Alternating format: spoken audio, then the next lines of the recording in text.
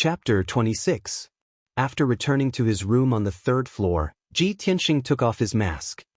His expression was solemn and his heart was heavy. He had expected that when the red star flower bloomed, many forces would rush to the Taiyi mountain range to snatch it.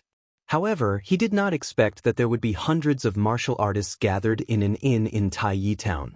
These martial artists were basically at the true energy realm, and there were even a few experts at the 7th level of the true energy realm. There were a few martial artists at the body refining realm, but they were all here to join in the fun and had no hope of snatching the red star flower. To Ji Tianxing, the martial artists in this inn were all potential competitors or enemies. There were already so many martial artists staying in the inn. How many forces and martial artists were not staying in the inn and were hiding in the dark? When he thought of this, Ji Tianxing felt his heart grow heavier.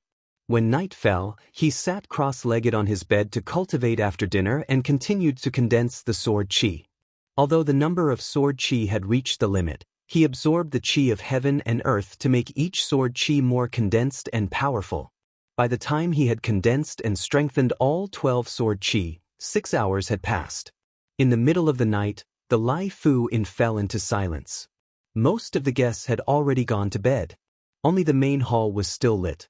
After Ji Tianxing finished cultivating, he walked to the window and was about to close it and sleep. However, from the corner of his eye, he suddenly caught sight of 2 silhouettes in the corner of the backyard.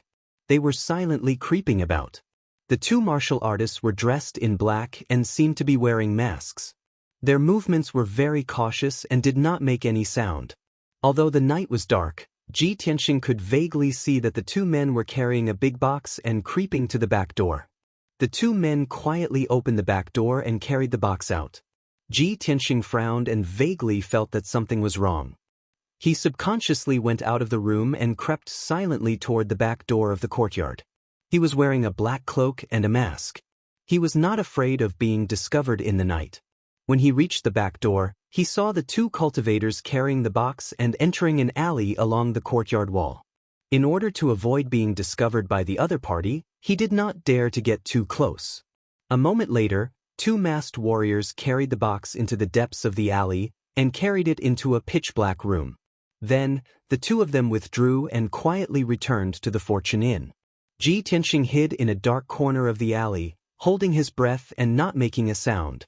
After the 2 cultivators left, he entered the pitch-black room. The room seemed to have been uninhabited for many years. It was filled with a decaying smell. There were cobwebs everywhere, and the floor was covered with dust and debris.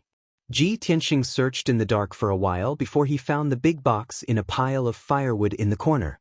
He tried to lift it, but the weight of the box was very heavy, as if it was filled with steel or stone. Puzzled, he took out a match and lit it, using the weak light to check the box. With just a glance, he frowned, and his eyes were filled with doubt. The iron box was locked, and the lock was a palm-sized gear. It needed to be rotated to the correct position to open it. Ji Tianxing was very familiar with this kind of box, because the Ji family's forging workshop used this kind of box to store weapons and equipment. He tried to rotate the black gear and twisted it to the correct position. The lock opened with a podded sound. Ji Tianxing opened the box to take a look. Inside the box, there were more than 20 treasured swords with scabbards made of mermaid skin. Mermaids were high-level vicious beasts in the sea. The Ji family's forging workshop would only use this kind of scabbards for profound-grade treasured swords. Ji Tianxing casually picked up a treasured sword and examined the sword hilt. He saw the word Ji engraved on the sword hilt. His face became even gloomier, and the doubt in his eyes became even stronger. He looked at the patterns on the sword's blade. The thorny flower pattern made him immediately conclude that this profound-grade treasured sword came from the profound sword workshop in the eastern suburbs of the imperial city. It really is a treasured sword forged by my Ji family. These 24 profound-grade treasured swords are worth more than 1,000,000 taels. Why would they appear here? Isn't the profound sword workshop in the eastern suburbs under second uncle's control? Ji Tianxing's heart was filled with doubt. He felt that this matter was a little fishy. In order not to be discovered, he put the treasured swords back into the box and locked the lock again. Then he extinguished the torch and quietly returned to the Laifu Inn. However, when he returned to the Laifu Inn, there were endless quarrels and curses coming from the main hall. When Ji Tianxing walked into the main hall, he saw two figures fighting fiercely, and the clanging sound of swords clashing could be heard. He understood after hearing a few words. It turned out that the inn was full, and there was only one room left. Two groups of people just happened to arrive at the inn at the same time, so they quarreled over that room. One of the groups was three youths from the imperial city of Green Cloud. The three of them were dressed gorgeously and had a noble aura. Naturally, they were proud and arrogant, and when they spoke, they were overbearing. The other group of four came from the valiant barbarian state. They were all dressed in beast-skin clothes, and all of them had full beards and braids. Their arms and chests were full of tattoos. The leader of the four had a fiery temper. He did not care if the other party was a noble from the imperial city, and just a few words would cause a fight.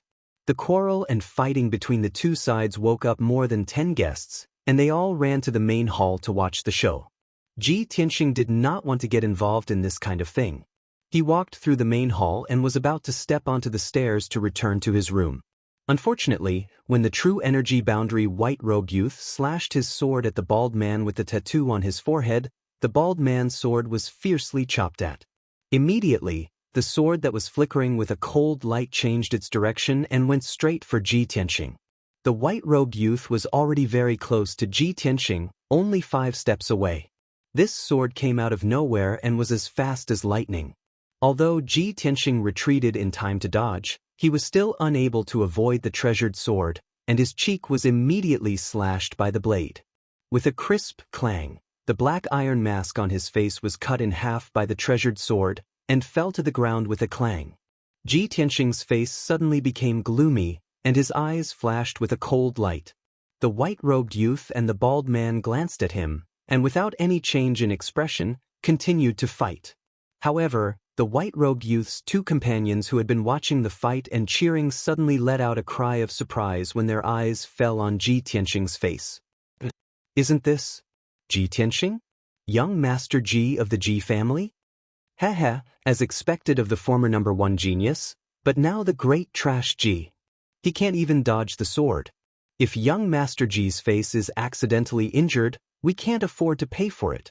Obviously, the two noble youths knew Ji Tianxing and saw through his identity on the spot. Brothers and sisters, please add, please recommend, my new book needs everyone's support. Xiaohe thanks you. Chapter 27. The hall quietened down. Even the white-robed youth and the bald man stopped fighting at the same time. Everyone's eyes fell on Ji Tianxing, sizing him up with a playful look. Although most of the martial artists present had never seen Ji Tianxing before, they had never seen him before. But everyone had heard of his name. In the past 3 years, his title as the number 1 genius of the Imperial City had spread throughout the Azure Sky Kingdom. Almost all the martial artists knew of him. 10 days ago, his strength had dropped and he became a trash at the 3rd level of the body refinement realm. He had become the biggest joke in the Azure Sky Kingdom. This incident had made his reputation even more resounding. Recently, he had been the topic of gossip and jokes among the common people. The dozens of martial artists in the hall who were watching the show all looked at him with ridicule and whispered to each other. Unfortunately, the blue-robed youth of the 2 aristocratic youths seemed to be afraid that others didn't know about Ji Tianxing's deeds and unscrupulously mocked him. "Everyone look, this is the man of the hour in the Azure Sky Kingdom, Ji Tianxing. Not only did this guy become a trash at the 3rd level of the body refinement realm, he even had his marriage annulled by the eldest daughter of the Ling family. The funniest thing is that this guy doesn't even dare to let out a fart. What a coward." Saying this, he even gave Ji Tianxing a disdainful sneer. "Young Master Ji, you secretly came to Taiyi Town. Could it be that you want to snatch the red star flower and use it to recover your strength? Ha! You're really delusional and indulging in wild fantasies." Before the blue-robed youth could finish his words, everyone suddenly felt the temperature in the hall drop by a few degrees. Swish! Ji Tianxing's figure flashed and rushed in front of the blue-robed youth. With a clang, he pulled out the blood dragon sword and stabbed towards his chest. The blue-robed youth turned pale with fright and subconsciously retreated to dodge. He didn't expect that the third level of the body refinement realm, Ji Tianxing, would dare to attack him. He had the strength of the first level of the true element realm. If not, he wouldn't dare to mock Ji Tianxing so unscrupulously. However, Ji Tianxing's sword was too fast. It was so fast that he couldn't dodge it at all. He was about to be stabbed in the chest by the blood dragon sword and die on the spot. He let out a terrified scream. "Save me!" The blood dragon sword suddenly changed from a stab to a slap and slapped on his face. The incomparably powerful force caused him to stagger, and he fell to the ground with a plop. He only felt dizzy, and his head was as heavy as paste. He struggled a few times but couldn't get up. A burning pain came from his cheek. He subconsciously reached out to touch his cheek, only to find that half of his face was swollen like a steamed bun, and blood was dripping from the corner of his mouth. At this moment, Ji Tianxing arrived in front of him and placed the blood dragon sword on his neck. Ji Tianxing looked down at him condescendingly. His entire body was filled with cold, killing intent, and the corners of his mouth curled up into a disdainful sneer. "If you say I'm trash, then what are you?" The blue-robed young man was so embarrassed that he wanted to die. His face turned red, but he couldn't say a word. The hall was silent. Everyone stared at Ji Tianxing and the blue-robed young man in disbelief. No one dared to believe that Ji Tianxing, who was rumored to be trash in the body refinement realm, could defeat the blue-robed young man in one move. This was simply unbelievable. Could it be that the news from the Imperial City was fake? Or could it be that Ji Tianxing's strength had already recovered? The expressions of many cultivators became complicated as they secretly speculated in their hearts. The blue-robed young man's two companions were also shocked by Ji Tianxing's aura. They stood rooted to the ground with stiff expressions and didn't dare to act rashly. "Trash."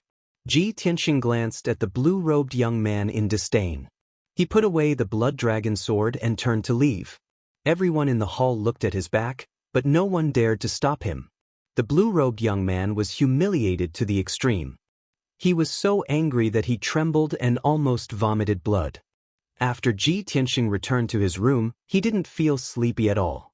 What happened in the hall was just a small interlude. He didn't take it to heart. He sat quietly by the window, secretly monitoring the dark backyard. 4 hours passed, but there was still no movement in the backyard. It was close to dawn. The darkness before dawn was the time when people were the most sleepy and relaxed. Ji Tianxing's mind was also a little tired. He thought to himself, will those people not appear tonight? At this moment he suddenly saw the two black figures appear again. They were silently creeping towards the back door. He was immediately full of energy. He quietly crept into the backyard and followed the two black figures out of the back door. After a while, the two black figures entered the small alley and carried the big box out of the shabby room. The two clearly had good strength. They carried the big box and easily climbed over the high wall at the end of the alley. They silently rushed out of Tai Town. Ji Tianxing quickly followed them. He kept a distance of 30 meters from the two black figures. He quietly rushed towards the east of the town. The east of Tai Town was a low-lying mountain range. There was a large river at the foot of the mountain. It flowed towards the hanging cloud city. After a quarter of an hour, dawn arrived. A trace of white appeared on the horizon. The two black figures had already rushed out of Tai Town. They entered the mountain range on the east side of the town and rushed towards the depths of the mountain range. Ji Tianxing followed the two black figures into the mountain. He followed them for a distance of 10 miles. Then he stopped in front of a shabby temple halfway up the mountain. The sun was rising from the east. A layer of thin fog still covered the mountain. The sound of birds chirping could be heard from the forest not far away. There were still sparkling dew on the wild grass and leaves. The shabby temple was silent. More than half of the mountain gate and walls had already collapsed. There were many spider webs hanging on the roof beams and eaves. Ji Tianxing watched the two black figures carry the big box into the shabby temple. Then he quietly climbed up a big tree outside the courtyard wall. He used the cover of the dense foliage to hide in the treetops. He secretly monitored the situation in the temple. Not long after, 3 martial artists rushed from the foot of the mountain. They entered the shabby temple with vigilant expressions.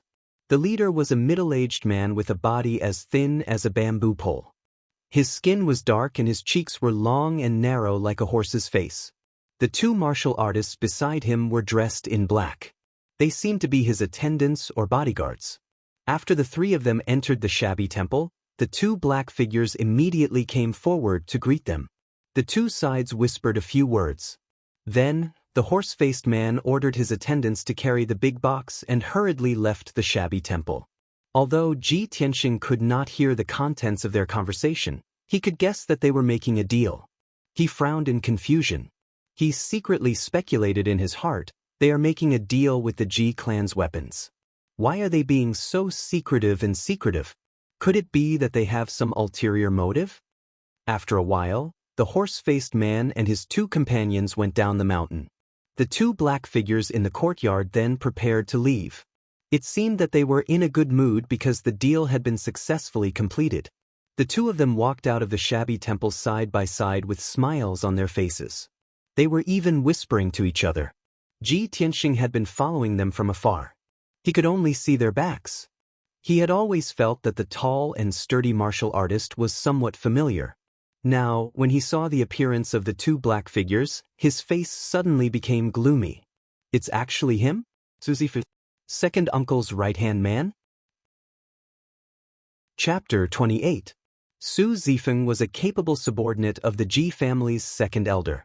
He was deeply trusted and valued by the second elder and had always been in charge of the workshop in the eastern suburbs.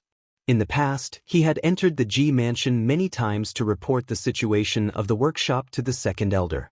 Ji Tianxing was no stranger to Su Zifeng. In his impression, this person was shrewd and capable. He handled matters steadily and saw the big picture.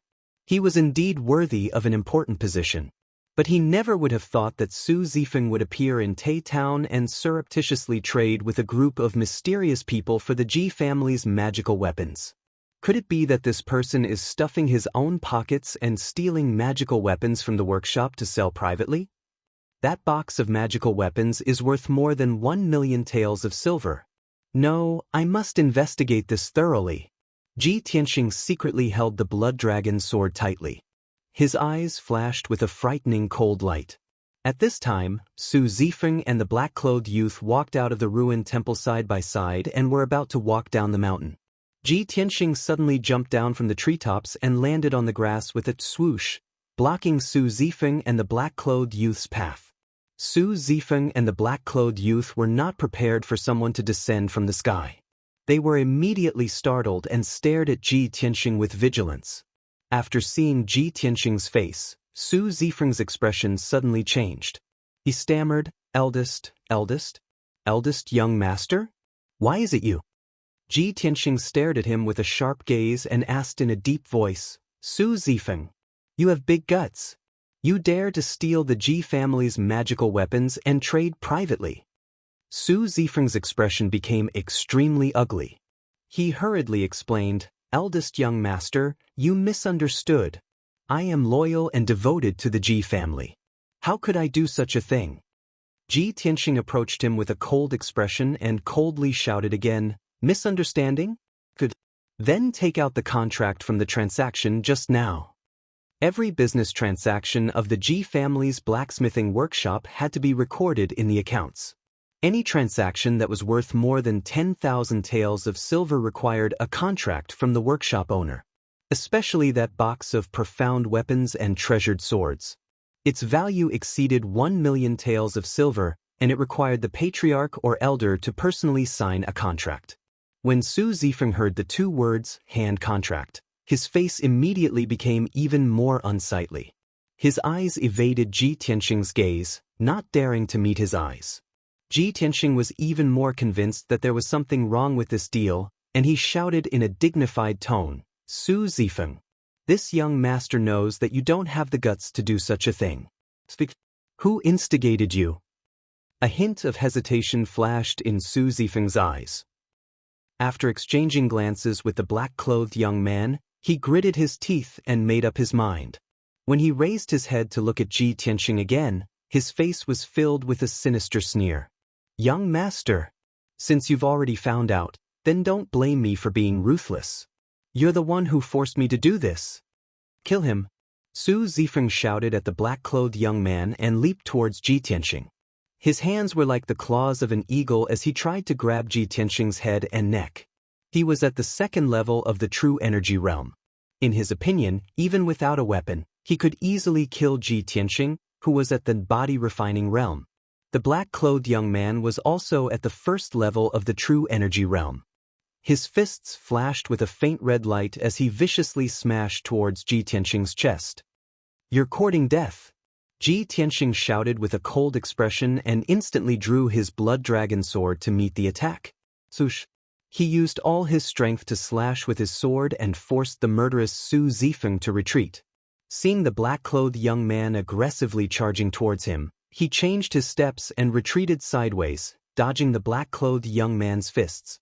When the black-clothed young man brushed past him, he unhesitatingly struck out with his palm and activated the sword energy in the Huizong meridian on his arm.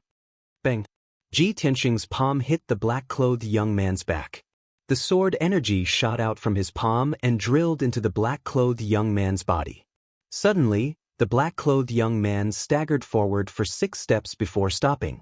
When he turned around and wanted to pounce on He Wuhan, his face was already pale. Blood dripped from the corner of his mouth and his strength was quickly dissipating. The black-clothed young man glared at Ji Tianxing with an expression of disbelief, but he could not say a word. His body swayed as he moved his feet. Unable to support himself any longer, he fell to the grass with a plop and gradually died. Su Zifeng saw with his own eyes that the black-clothed young man was killed by Ji Tianxing with a single palm strike. His face was full of surprise and the speed of his fists slowed down a bit. Taking advantage of this opportunity, Ji Tianxing repeatedly waved his blood dragon sword, thrusting a few sword lights at him, aiming at his face, throat, and chest. Su Zifeng was forced into a fluster and could only retreat to dodge. After 7 moves, he revealed a flaw in his panic and was immediately stabbed in the shoulder by Ji Tianxing. The indestructible blood dragon sword directly pierced a bloody hole in his shoulder, revealing his white shoulder bone. Su Zifeng let out a mournful scream. His face was pale and his forehead was covered in cold sweat. Although he did not dare to believe it, he had to accept the fact that Ji Tianxing's strength was definitely not the rumored body refining stage. It was very likely that he had recovered to the true element stage. Thinking of this, Su Zifeng no longer had a trace of fighting spirit. He jumped back 2 feet and fled down the mountain while holding his shoulder. But before he could escape 10 feet, Ji Tianxing caught up with him. Where do you think you're going? Ji Tianxing roared angrily and rushed behind Su Zifeng like a gust of wind. With a shake of his hand, he stabbed Su Zifeng's back and fell to the ground on the spot. Before Su Zifeng could struggle to get up, Ji Tianxing stepped on his shoulder, stomped him to the ground, and pressed the blood dragon sword against his neck. Speak. Who ordered you to do this? Su Zifeng was pressed on the grass and could not move. He knew that he could not escape this calamity and actually revealed a sinister sneer. I didn't expect young Master Ji to hide so deeply. However, you want to force clues from me? In your next life. As he spoke, his breath became weaker and weaker, and dark red blood kept flowing out of his mouth and nose. After a short while, he closed his eyes and no longer made a sound. Ji Tianxing hurriedly turned him over and checked his pulse, only to find that he had shattered his heart meridians and committed suicide. Damn it! He would rather die than let go. Who made him a suicide warrior and did not care about his life? Ji Tianxing muttered to himself as he put away the blood dragon sword with a gloomy expression. Su Zifeng's suicide caused a layer of haze to shroud his heart, and he increasingly felt that this matter was of great importance. If this matter was directly related to his second uncle, it might endanger the Ji family's foundation. He rummaged through Su Zifeng and the black-clothed youth's corpses to see if he could find any clues. Unfortunately, the 2 of them only had some broken silver and miscellaneous items on them. There were no useful clues. Ji Tianxing sighed helplessly and could only leave the ruined temple and go down the mountain. After 15 minutes, when he reached the foot of the mountain, 2 figures walked out of the ruined temple. The leader was a youth in a green robe. He was tall and handsome, and his temperament was extraordinary. It was Ji Hao. The middle-aged man behind him was dressed as a guard. He wore black leather armor and carried a sword. The middle-aged man glanced at the two corpses not far away and said with a gloomy expression, "Young Master Hao, this matter has been discovered by young Master Ji. What should we do? Should we?" As he spoke, he made a throat-slitting gesture. Ji Hao frowned and said with a gloomy expression, "If we make a move, no matter how covert it is, there will be traces left behind. It is far better to kill with a borrowed knife." This is Yunzhou, the Gu family's territory. Although Yunzhou Provincial Governor Gu Shiji is far away in the imperial city, I remember that Gu Hao's birth mother lives in Hanging Cloud City, 100 miles away. Let the Gu family know that Ji Tianxing has come to Tai Town and wants to enter the mountain to find the red star flower.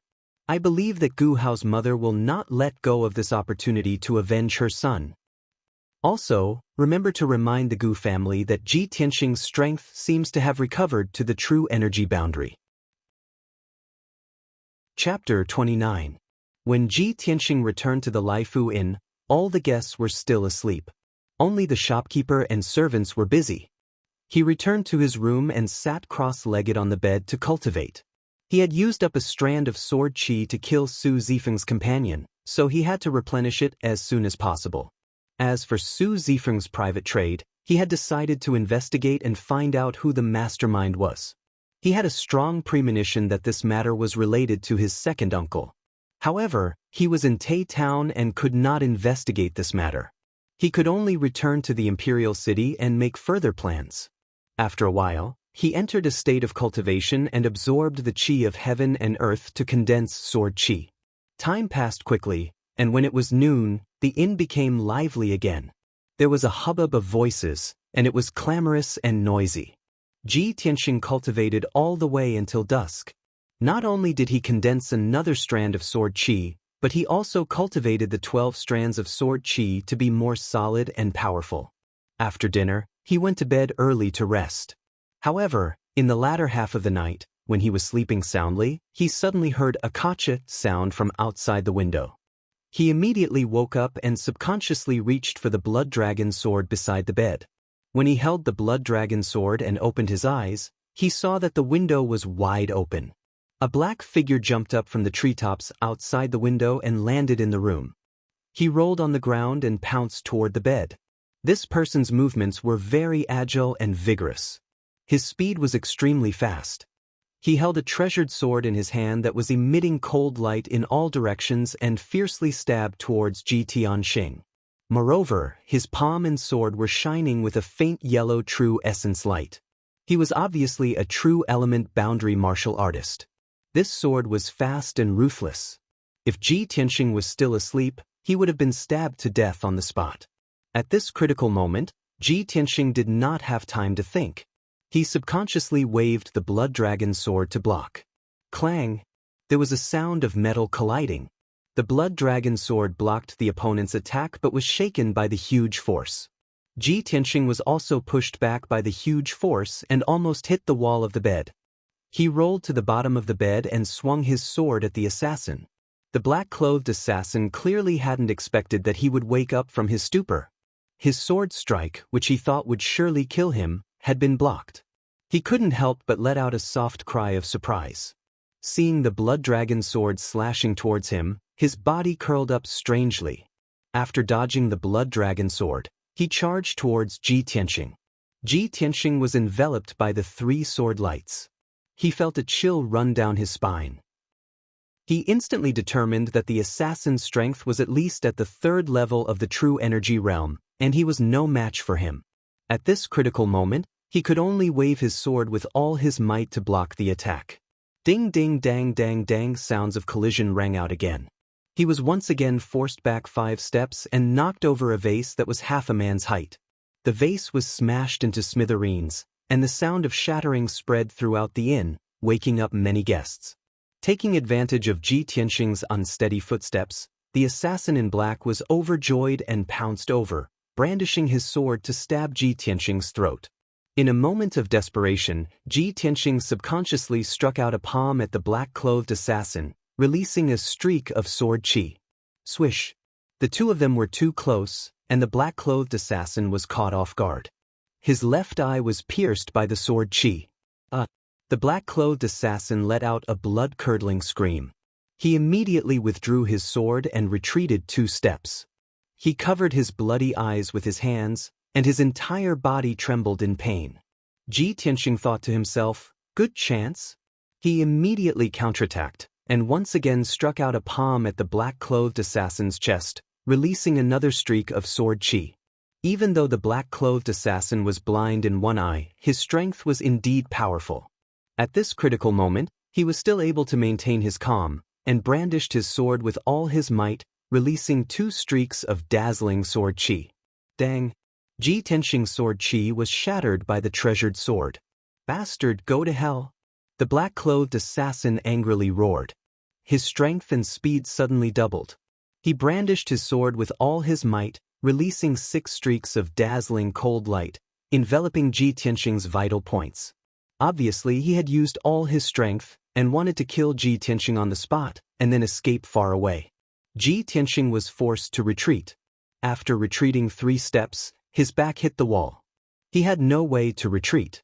His front and sides were blocked by the dazzling sword chi, and there was nowhere to hide. Seeing that his vital points were about to be pierced by the sword chi, blood splattering everywhere. At this moment of life and death, he still maintained a calm mind, and his eyes stared at the incoming sword chi. If you want me to die, don't even think about living. Instead of retreating, he advanced and rushed toward the black-clothed assassin as if he was courting death. He brandished his sword with his right hand, releasing a streak of sword chi to block the assassin's sword chi, and his left hand fiercely slapped toward the assassin's head. Dang, dang, dang. After the 2 swords clashed 4 times, the blood dragon sword was finally sent flying, and it smashed into the wall behind Ji Tianxing. His left shoulder and right abdomen were also hit by the sword chi, and there was a finger-long cut on them. Blood immediately gushed out. At the same time, his left palm also hit the black-clothed assassin's head. Bang! With a muffled sound, the sword chi from the Yangqi acupoint on his wrist shot out and silently drilled into the black-clothed assassin's head. The black-clothed assassin immediately let out a muffled groan. He threw away his sword, covered his bleeding head with both hands, and staggered back. He stared at Ji Tianxing, and his blood-covered face was full of horror. Unfortunately, he didn't even finish his sentence before his vitality was cut off, and he fell to the ground. Ji Tianxing had released 3 sword chis in a row, and his body was very weak. He endured his injuries and picked up the blood dragon sword from the corner of the wall. He cut a few strips of cloth from his robe and bandaged the wounds on his left shoulder and right abdomen. At this moment, the guests in the inn were alarmed, and they all opened their doors and windows to look outside. A few warriors rushed up to the 3rd floor with swords and sabers, and arrived at the door of Ji Tianxing's room. The door was kicked open with a bang. The warrior who rushed into the room first was a young man wearing brown leather armor and holding a long saber. Ji Tianxing raised his head to look at this person, and he recognized him as the leader of the warriors' adventure group. The 5 martial artists following closely behind him were all his subordinates. A group of people poured into the room, and 2 of them were holding oil lamps in their hands. When everyone saw the injured Ji Tianxing and the body of the black-clothed assassin lying on the ground, they immediately understood what was going on. Fortunately, they had all heard the noise and came to check the situation. They had no malice toward Ji Tianxing. "Brother, are you okay? Do you need help?" The leader of the warriors' adventure group walked up to Ji Tianxing, grinned, and asked in a friendly manner. Ji Tianxing shook his head and continued to bandage his wounds. The leader of the warriors' adventure group withdrew his gaze and checked the body of the black-clothed assassin with an oil lamp. He found a purse and a badge on the body. He picked up the badge and observed it for a moment. Suddenly, his expression changed, and he whispered to Ji Tianxing, "Brother, this assassin is from the blood-clothed tower. It seems that you're in big trouble." Ji Tianxing raised his eyebrows and asked in confusion, "What do you mean?" The leader of the warriors' adventure group moved closer and said in a low voice, "Brother, The Blood-Clothed Tower is the #1 assassin organization in Yunzhou. They have many fierce assassins under their command. The Blood-Clothed Tower's assassination success rate is very high, and there are few cases of failure. They will not give up until they achieve their goal. However, the Blood-Clothed Tower's commission is very expensive, and ordinary forces can't hire them. It seems that you've offended a big force. I'm afraid you can't stay in Tai Town any longer. Run for your life as soon as possible. Brothers, please add and recommend me. Chapter 30. Ji Tianxing nodded to show that he understood and thanked the head of the warriors for his kind reminder.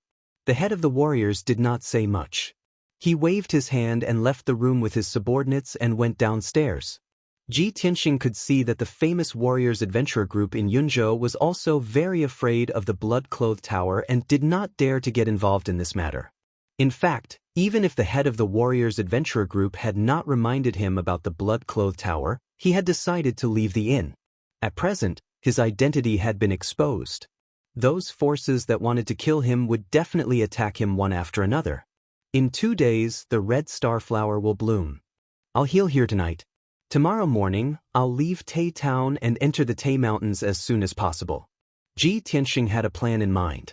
He took out the powder from his bag to stop the bleeding and bandage the wound. After treating the wound, he closed the door and window and sat on the bed to cultivate and continue to condense the sword qi. As for the body of the Blood-Clothed Tower assassin, he did not bother to deal with it and just let it lie on the ground. 3 hours later, the sky outside the window was bright. Ji Tianxing condensed a new sword qi and stored it in the yang qi acupoint on his wrist. At present, he only had 10 sword qi in his body. His strength was 20% lower than before. But he did not care so much and did not have time to continue condensing the sword qi. Before the guests in the inn woke up, he took the bag and the blood dragon sword and quietly left the Laifu Inn. The Tai Mountains were located in the south of the town. The entrance was a deep canyon. After Ji Tianxing left the town, he quickly rushed to the entrance of the Tai Mountains. For him, the best choice at present was to escape into the Tai Mountains. Even if there were many fierce beasts and monsters in the mountains, it was safer than staying in Tai Town. Anyway, the Tai Mountains were vast and boundless, with dense vegetation and deep forests. If the Blood-Clothed Tower assassins wanted to find him, it would be like looking for a needle in a haystack. For hours later, Ji Tianxing entered the canyon and rushed along the deep canyon to the depths of the mountains. The moment he entered the Taiyi mountain range, he could clearly feel that the moist air contained dense heaven-earth essence qi, causing his pores to open up. The jungles on both sides of the canyon were verdant and lush. As far as the eye could see, there were towering trees. The ground was also covered with dense thorns, flowers, and other vegetation. Ji Tianxing walked in the canyon, feeling the gentle breeze blowing against his face. Hearing the cries of birds and beasts coming from the forest on both sides, he felt relaxed and relaxed. Even though the Taiyi mountain range is dangerous, it's a treasured place that's filled with the energy of the heavens and the earth. If I cultivate here all year round, I'll definitely be able to obtain twice the results with half the effort and swiftly improve my strength. We've only just entered the mountain range, and it's already so refreshing. Wouldn't it be even more delightful if we were to find the spirit veins in the mountain range? Thinking of this, he took out an iron box from his bosom and took out the psychic star chart. The pointer on the psychic star chart swayed gently, and after swaying back and forth a few times, it steadily pointed straight ahead. Ji Tianxing understood that the psychic star chart pointed in the direction of the spirit veins where the heaven-earth essence qi gathered. Most of the rare natural treasures grew near the spirit veins where the heaven-earth essence qi gathered. So he sped up and rushed in the direction pointed by the psychic star chart. In the afternoon, Ji Tianxing finally walked out of the canyon and climbed a mountain that was thousands of feet high. It was the hottest time of the day, and the scorching sun high in the sky was particularly dazzling. However, Ji Tianxing did not feel hot as he walked through the jungles on the top of the mountain. Instead, it was very cool and comfortable. Even if he did not look at the psychic star chart, he could clearly feel that the heaven-earth essence qi on this mountain was abundant, which was very suitable for cultivation. However, this was not the real spirit veins. Ji Tianxing took out some dry food from the package and ate 2 mouthfuls casually. After resting for a while, he continued to climb the mountains and rush to the depths of the mountain range. As time went by, 4 hours passed quickly. In the evening, Ji Tianxing had climbed over 3 mountains in a row and climbed up an even more majestic giant mountain. This giant mountain was about 2,000 feet high, and the top of the mountain was shrouded in white clouds and thick fog, which did not dissipate even when the mountain wind blew. Seeing that the sun was about to set, Ji Tianxing stayed halfway up the mountain and prepared to spend the night on this giant mountain. According to the instructions of the psychic star chart, this giant mountain was a treasure land where the heaven-earth essence Qi gathered, and it was easy to find rare herbs and exotic flowers and fruits. Moreover, it was extremely dangerous to walk in the mountain range at night. A martial artist who had the heaven-earth essence Qi in his body was like a bright lamp in the dark night, and would definitely attract the besiegement of countless fierce beasts and monstrous beasts. Before it got dark, Ji Tianxing found a relatively dry cave halfway up the mountain. He chopped a few tree trunks and moved a few big stones to block the entrance of the cave, and then sat down in the cave to cultivate. Night fell, and the sky was filled with stars, but the mountain was so dark that one couldn't even see one's own fingers. From the mountains and forests in all directions, there were frightening roars of monstrous beasts, which made one's hair stand on end. Ji Tianxing concentrated on condensing sword Qi, and after cultivating for an hour, he found that the heaven-earth essence Qi on this mountain was abundant. He could clearly feel that the endless heaven-earth essence Qi was like a tide, surging from all directions and gathering in his body. The effect of cultivating in this mountain was twice as good as cultivating in the secret room of the Ji Mansion. In the past, when he cultivated in the secret room of the Ji Mansion, he needed 6 hours to condense sword Qi. However, in this simple and crude cave, he only used 4 hours to condense a strand of sword Qi. 8 hours later, in the middle of the night, he successfully condensed 2 sword Qi and recovered the strength of 12 sword Qi. He stopped cultivating, hugged the blood dragon sword in his arms, and leaned against the cave wall to rest, waiting for dawn to come. But the terrifying roars of monstrous beasts kept coming from all directions, making him unable to sleep. His nerves were tense, and he did not dare to let down his guard. Occasionally, there would be all kinds of muffled sounds, as if there were huge monstrous beasts fighting each other. He even felt the ground shake a few times, as if there were huge monstrous beasts running in the mountain. Ji Tianxing originally thought that the monstrous beasts would gradually calm down. But he did not expect that the monstrous beasts' roars coming from all directions would become denser, and all kinds of loud noises would become closer. He finally realized that something was wrong, and clenched the blood dragon sword with both hands, listening to the movements outside the cave. Suddenly, a pair of walnut-sized scarlet eyes appeared in the darkness outside the cave. An extremely dangerous aura came, accompanied by a thick smell of blood. Ji Tianxing looked out through the crack in the cave, and vaguely saw a fiery red monstrous beast that looked like a tiger squatting outside the cave, staring at the cave entrance. Oh no! That monstrous beast found me. Chapter 31. At that moment, Ji Tianxing's nerves were stretched taut as cold sweat broke out on his back.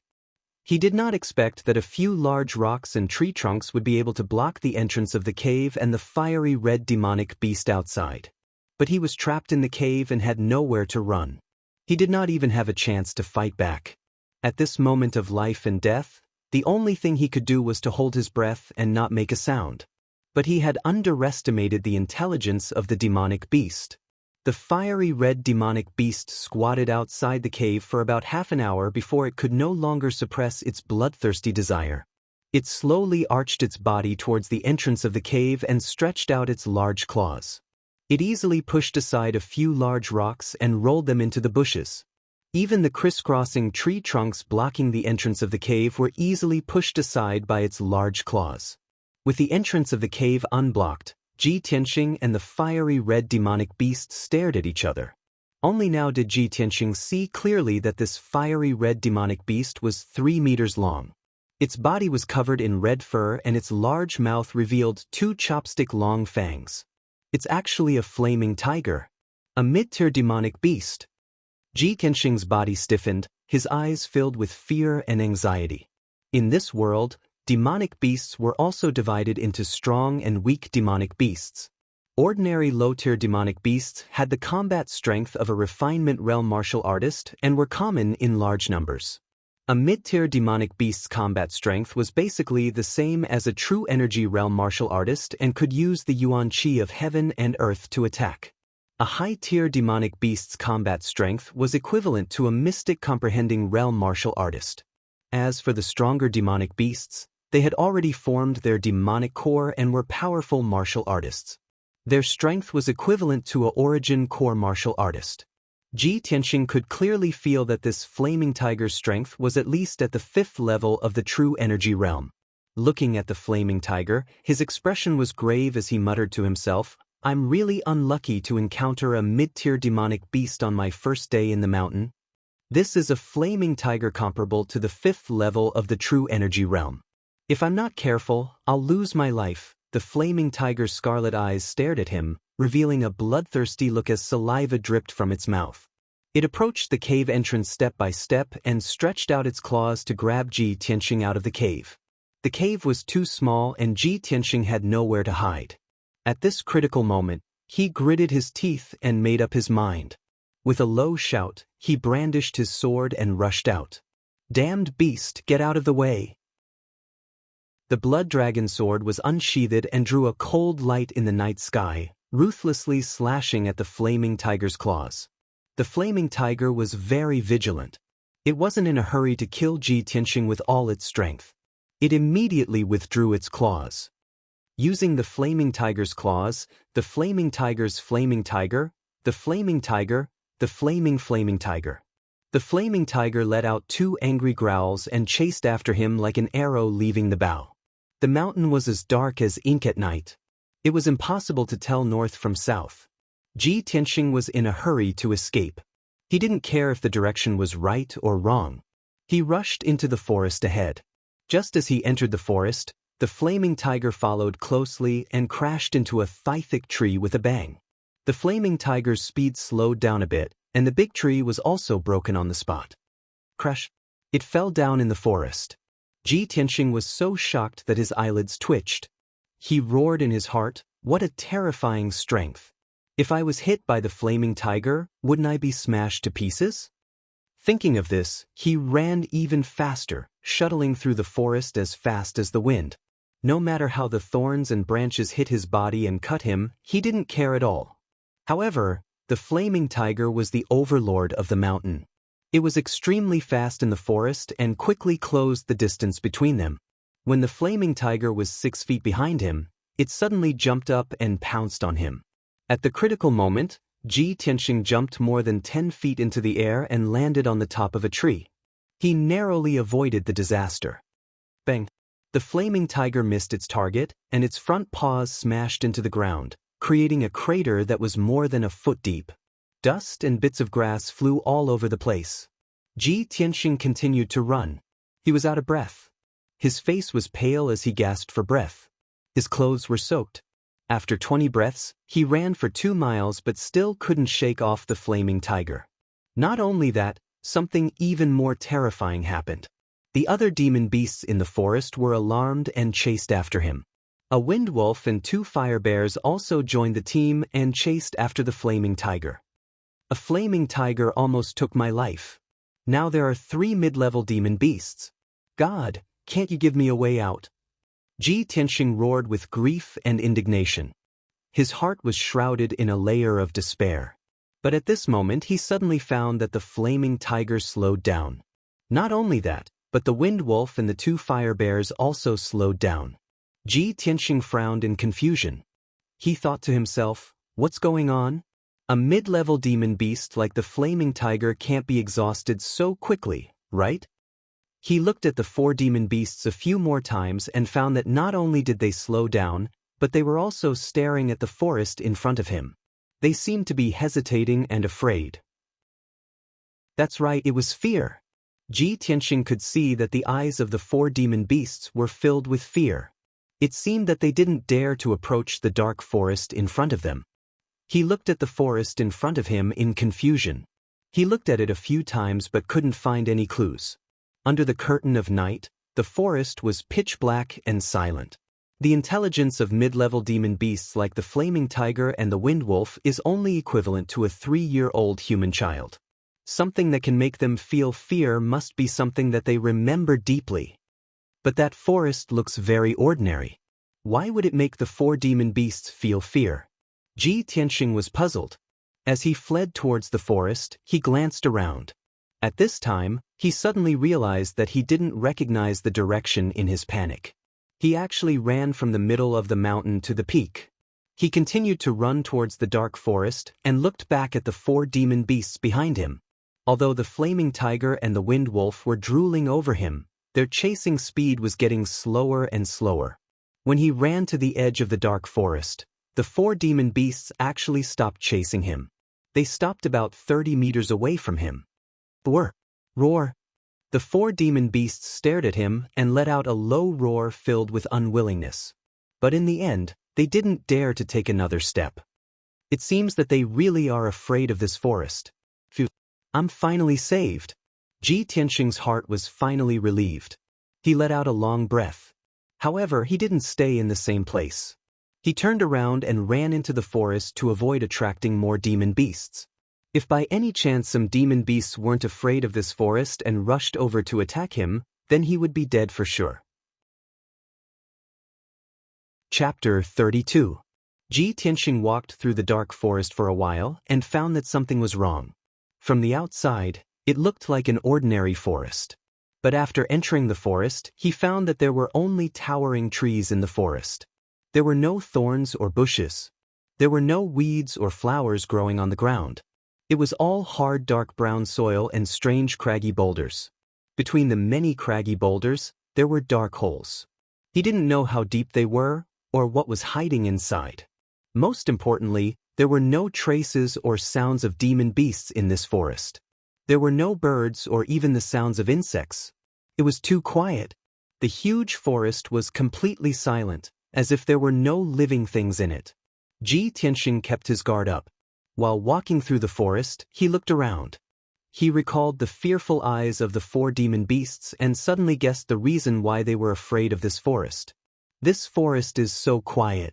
I'm afraid there is something strange. At this moment, not far behind him, under a craggy boulder, an icy blue light suddenly lit up. It was a beam of ice blue light that was as thick as an arm. It came out from the dark hole under the huge rock and silently reached behind Ji Tianxing like a tentacle. Before he could react, the icy blue light wrapped around him and wrapped around his body at an incredible speed, wrapping him up like a dumpling. What the hell is this? Ji Tianxing was shocked. He subconsciously let out a low shout and struggled with all his might. But the icy blue light was indestructible, and its strength was terrifying. He couldn't break free at all. Swish! The icy blue light pulled him like a tentacle and dragged him into the dark hole under the boulder. Ji Tianxing only felt his vision turn black. He fell into a dark bottomless abyss and fell down at an extremely fast speed. After a few breaths, but it felt like a few months, his falling speed finally slowed down. Vaguely, he seemed to see a layer of icy blue bubbles appear under his feet. Then he passed through the layer of huge bubbles and entered a vast and empty cave. Buzz! Just as he was about to hit the ground, the icy blue brilliance around him suddenly tightened and hung him in the air. It finally stopped. If you don't stop, I'll fall to the ground and die. Ji Tianxing looked at the rocky ground not far from his feet and finally breathed a sigh of relief. He calmed down and turned his neck to look around. This was a dimly lit cave that seemed to have been artificially excavated. It was about the size of the Ji mansion. Even if it could accommodate over 10,000 people, it wouldn't feel crowded. The ground of the cave was made of dark brown rocks. It was rough and uneven, and there were large protrusions of sharp edges in many places. The brown walls of the cave were relatively flat, and there were glimmers of light on the walls, like the light of some ores or gems. As for the top of the cave, Ji Tianxing looked up and was stunned. He saw that in the dark sky above his head, there was a huge ice blue demonic beast. It was a huge beast that was over 100 zhang long. Its whole body was covered in icy blue fur, and it looked like a fox. But that fox was as big as a palace. Its whole body was icy blue, and it had 12 furry tails. When Ji Tianxing saw Yun Yao's spirit crane, he was already surprised and shocked. But now, it seemed that the spirit crane was simply a pitiful little thing compared to the ice blue fox above his head. Is this a high-level demonic beast? Or a big demonic beast that has condensed a demonic core? Could it be the legendary king of demonic beasts, the 9-tailed demonic fox? But it has 12 tails. Ji Tianxing tried his best to remain calm and secretly speculated. If it wasn't for the constant pain from the wounds on his body that let him know that everything in front of him was real, he would have suspected that he was dreaming. Now he finally understood why the 4 demonic beasts didn't dare to approach the forest on the mountain peak. It turned out that there was a huge cave hidden here, and in the cave, there was a shocking and terrifying giant beast. As Ji Tianxing stared at the giant ice blue fox, the giant ice blue fox was also looking at him from above. Ji Tianxing could clearly see that in the giant ice blue fox's huge silver eyes, there was a mocking sneer that only humans could have. Hee hee, my food, have you seen enough? Suddenly, the giant ice blue fox opened its mouth to speak. Its tone was as mocking as its eyes. Ji Tianxing was dumbfounded. He cried out subconsciously, "You can speak human language." The giant ice blue fox smiled and squinted its eyes. Its eyes were long and narrow like willow leaves, and there was a sense of cunning. With my intelligence and strength, what's so strange about me being able to speak human language? Ji Tianxing suppressed the shock in his heart and quickly asked. Legend says that the king of demonic beasts, the 9-tailed demonic fox, can speak human language and can even transform into a human form to charm humans. Are you the legendary 9-tailed demonic fox? 9-tailed demonic fox? The giant ice blue fox curled its lips and said in a disdainful tone, "How can such a low-level demonic beast be compared to me?" Ji Tianxing was silent, and his heart was heavy. He thought to himself, the legendary demonic fox's strength is comparable to a master of the sky origin stage. Is this ice fox beyond the demonic fox's level? I don't know if I'm too lucky or too unlucky. I can't believe I've met such a legendary top master. At this moment, the giant ice blue fox slowly twisted its body, opened a pair of ice blue wings hidden under its belly, and flew down from the sky. My prey, I haven't tasted human flesh for many years. Now, you have to open your heart and happily welcome my taste. This is your honor, you should be proud. Ji Tianxing's face suddenly changed, and he cursed in his heart, is this demon crazy? You're going to eat me and I'm still happy. But, isn't this demonic beast a fox? Why does it have wings like a bird? I've never heard of such a weird-looking demonic beast. The giant ice blue fox opened its bloody mouth and was getting closer and closer to Ji Tianxing. It looked like it was going to swallow him in one gulp. In a hurry, Ji Tianxing could only find a lame excuse. You can't eat me. As expected, the giant ice blue fox stopped and asked with a smile, why? Ji Tianxing pretended to be calm and said, I haven't taken a shower yet. I'm dirty and smelly, and I haven't changed my clothes and socks for many days. After saying that, he stole a glance at the giant ice blue fox's reaction and asked worriedly, your taste can't be that bad, right? Chapter 33. The giant ice blue fox seemed to be moved by Ji Tianxing's words and nodded in agreement. And you're right. If the food isn't clean enough, it will affect my appetite. After speaking, it waved its front claws and shot out an ice blue light beam. The pillar of light immediately turned into a surging stream of water, swirling around Ji Tianxing and washing him away. Swish, swish, swish. In the blink of an eye, Ji Tianxing was washed from head to toe by the bone-chilling water. The dust and blood on his body all disappeared. The giant ice blue fox nodded in satisfaction and said with a smile, now that it's clean, I'm going to enjoy the food. Ji Tianxing was speechless and his heart was filled with helplessness. In front of this terrifyingly strong demon king, even if he calmly thought of a way to stall for time, there was no chance of escaping. Since it was like this, he could only use all his strength and desperately struggle. He clenched his teeth and used all his strength, causing his muscles to bulge and his bones to make kacha-kacha sounds. He could even clearly hear his own heartbeat, and the essence in his body was like a flood, making a dull sound. A martial artist at the 9th level of the body refinement realm, when using all his strength, could easily lift a 1,000-pound copper cauldron. Ji Tianxing's physical strength was twice as strong as a normal martial artist at the 9th level of the body refinement realm. He had at least 2,000 pounds of strength. However, the ice blue light beam that wrapped around his body was as tough as a spirit snake and could not be shaken at all. The giant ice blue fox saw that he was desperately struggling and was not in a hurry to eat him. It smiled and said, "My food, use all your strength to struggle. The more you struggle, the hotter your blood will be and the more essence in your body will be. I can also taste even more plump and tender flesh. That's a delicacy. I like to see my prey tenaciously struggle and then be swallowed into my stomach in despair." The giant ice blue fox's smile was very cunning. Its eyes stared at Ji Tianxing as if it was enjoying and looking forward to it. Ji Tianxing's heart was filled with grief and anger, but he clenched his teeth and did not make a sound. He used all his strength to struggle. His body began to distort, and his muscles and bones began to expand. Clearly, his strength had reached its limit. The icy blue light pillar finally loosened a little as it slowly rotated. The giant ice blue fox raised its eyebrows and said in a playful tone, I didn't expect you to be so capable. I'll give you a chance to live. If you can break free, I'll spare your life. If you can't break free, then you can only be obediently eaten by me."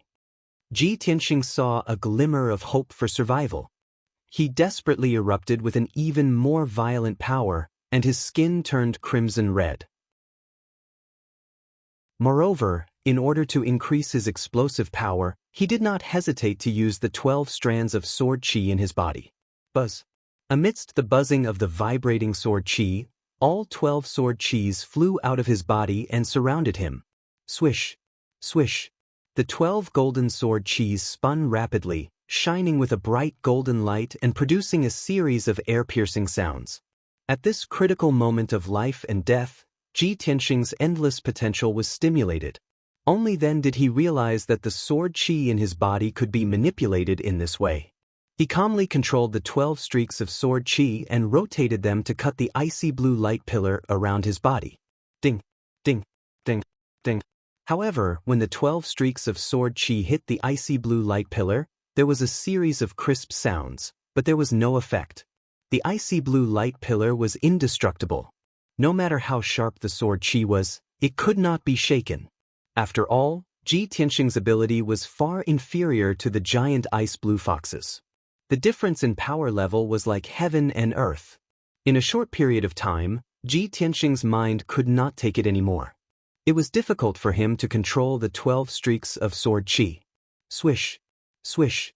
The 12 streaks of sword qi went back into his body and hid in the 12 acupuncture points. Ji Tianxing's strength and mind were both exhausted.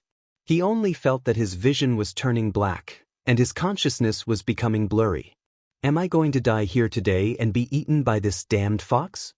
I can't accept this. I haven't found the red star flower, and I still have to take my revenge. Ji Tianxing was filled with unwillingness. Finally, he closed his eyes and fainted. The giant ice blue fox revealed a disappointed expression and muttered to itself, "Sigh. Is this all you've got? Seems like I've overestimated you." Then, it opened its sharp mouth and revealed 2 rows of sharp fangs. It bit down on Ji Tianxing. Ji Tianxing, who was unconscious, did not feel anything. He was about to be swallowed by the giant ice blue fox. However, at this critical moment, a dark ball of light appeared in his energy center in his abdomen, emitting a cold death aura. Swish. The dark ball of light expanded 10,000 times in an instant, becoming a black hole the size of a palace and enveloping the giant ice blue fox. The black hole emitted a cold death aura and an extremely powerful and mysterious aura. The giant ice blue fox was so frightened that its expression changed drastically. Its silver eyes were filled with fear. What is this? It could not help but scream. Instinctively, it retreated, trying to get away from the mysterious black hole. However, the black light in the black hole spun rapidly, emitting a terrifying devouring power that enveloped the giant ice blue fox. The giant ice blue fox could not move.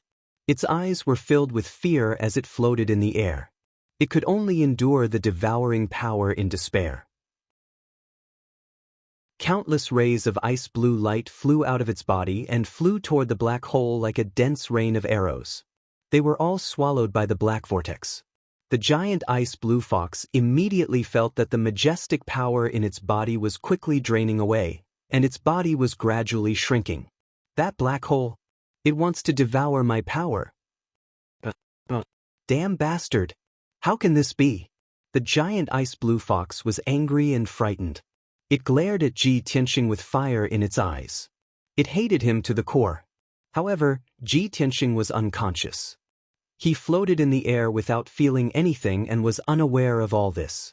The giant ice blue fox's power was draining faster and faster, and its body was shrinking at a speed visible to the naked eye. After an hour, 40% of its power had been drained away, and its body had shrunk by half. After 2 hours, 80% of its power had been drained away, and its body had shrunk to the size of a room. The black hole was still enveloping it, and it continued to absorb its power, causing its body to shrink even further. Not only that, the giant ice blue fox was horrified to find that the mysterious black hole was not only devouring its power, but it was also devouring the chi of heaven and earth in the cave.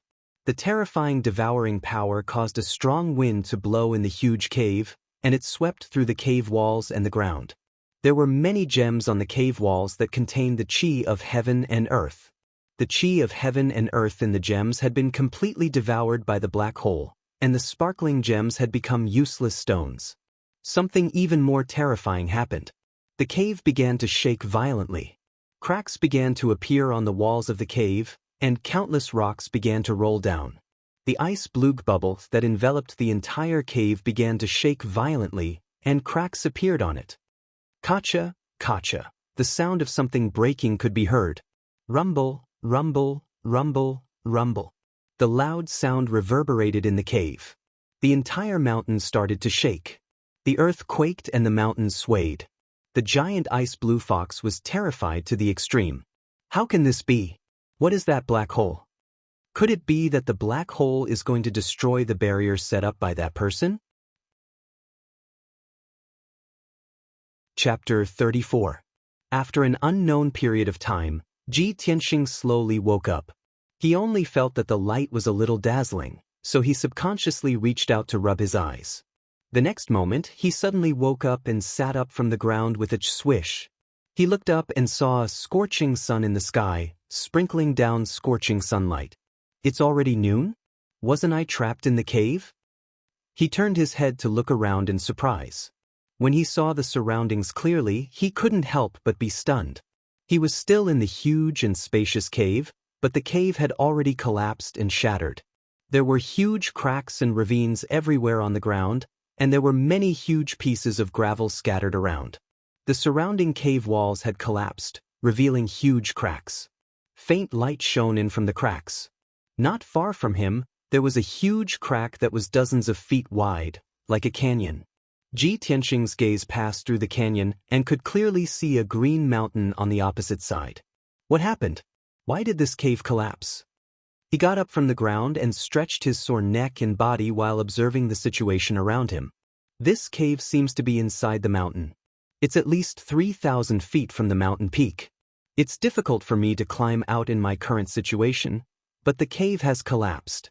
The entire mountain seems to have split open. I can crawl out of the crack. Ji Tianxing quickly calmed down and decided to escape from the widest crack. He looked around and found the bag and blood dragon sword that had fallen in the pile of rocks. He picked up the blood dragon sword and was about to pick up the bag when the bag flipped a few times. A fluffy little head poked out from inside. Clang! Ji Tianxing was shocked. He subconsciously pulled out the blood dragon sword and slashed with it. The furry little head immediately shrank back into the bag and shouted anxiously, Don't kill me." Ji Tianxing immediately exclaimed and stared at the little head in the bag with a strange expression. The fluffy little head was ice blue, but its eyes were silver and revealed a cunning look. Ji Tianxing immediately recognized it. Aren't you that damn fox? How did you become like this? As he spoke, he grabbed the ice fox's little head and pulled it out of the bag. It was still covered in icy blue fur, and it still had 12 furry tails. However, its body size was extremely small. It was only the size of a cat, and its strength was also extremely weak. Ji Tianxing picked up the little ice fox and examined it carefully. His expression became increasingly strange. No matter how calm and intelligent he was, he couldn't figure out what was going on. He was supposed to die and become food for the giant ice blue fox. However, after sleeping for half a day, he woke up to find that the cave had collapsed and the mountain had collapsed. Even the incomparably powerful, cunning, and evil giant ice blue fox had become a kitten that could be easily slaughtered. Ji Tianxing did not have the slightest bit of pity for the ice fox that had almost eaten him. He grabbed its neck and asked, "Speak, what happened when I was unconscious?" Little ice fox rolled her eyes and thought to herself, it seems that this guy still doesn't know about the mysterious black hole. I can be saved.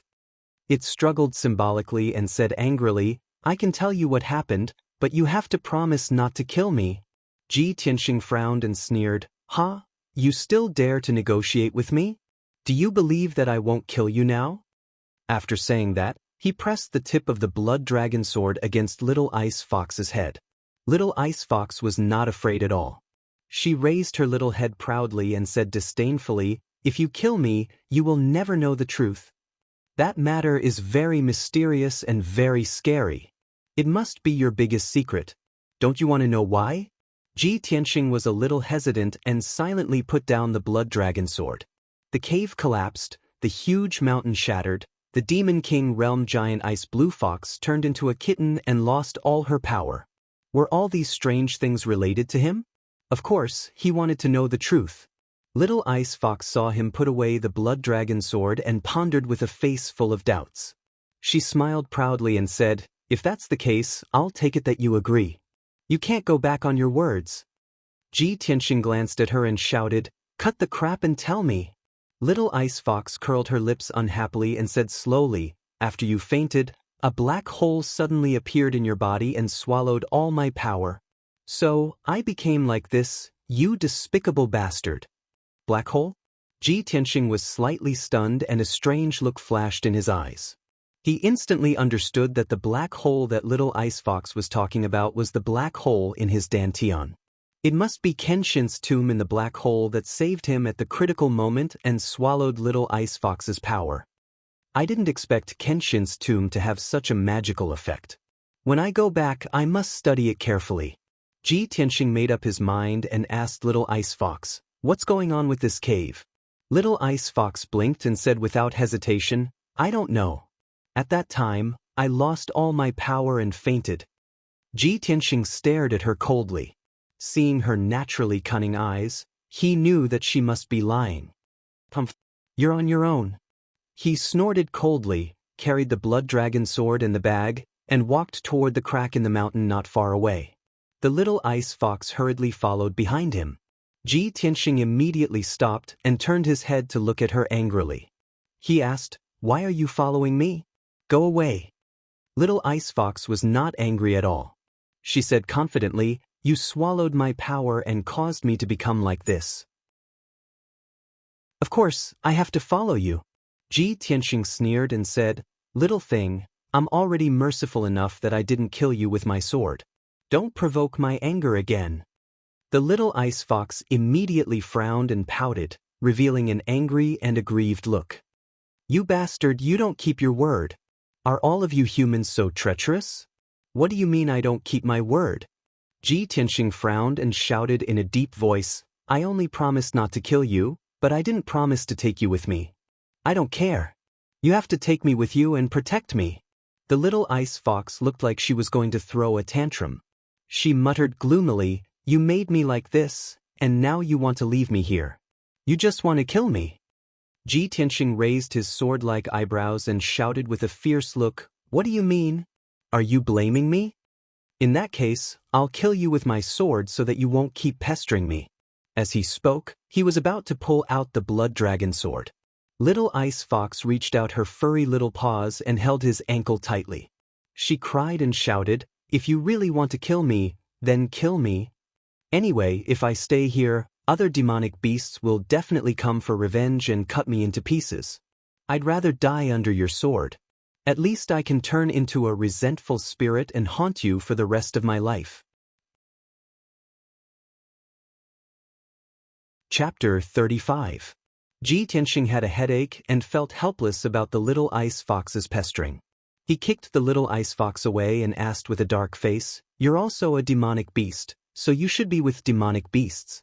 Why would the other demonic beasts seek revenge on you?"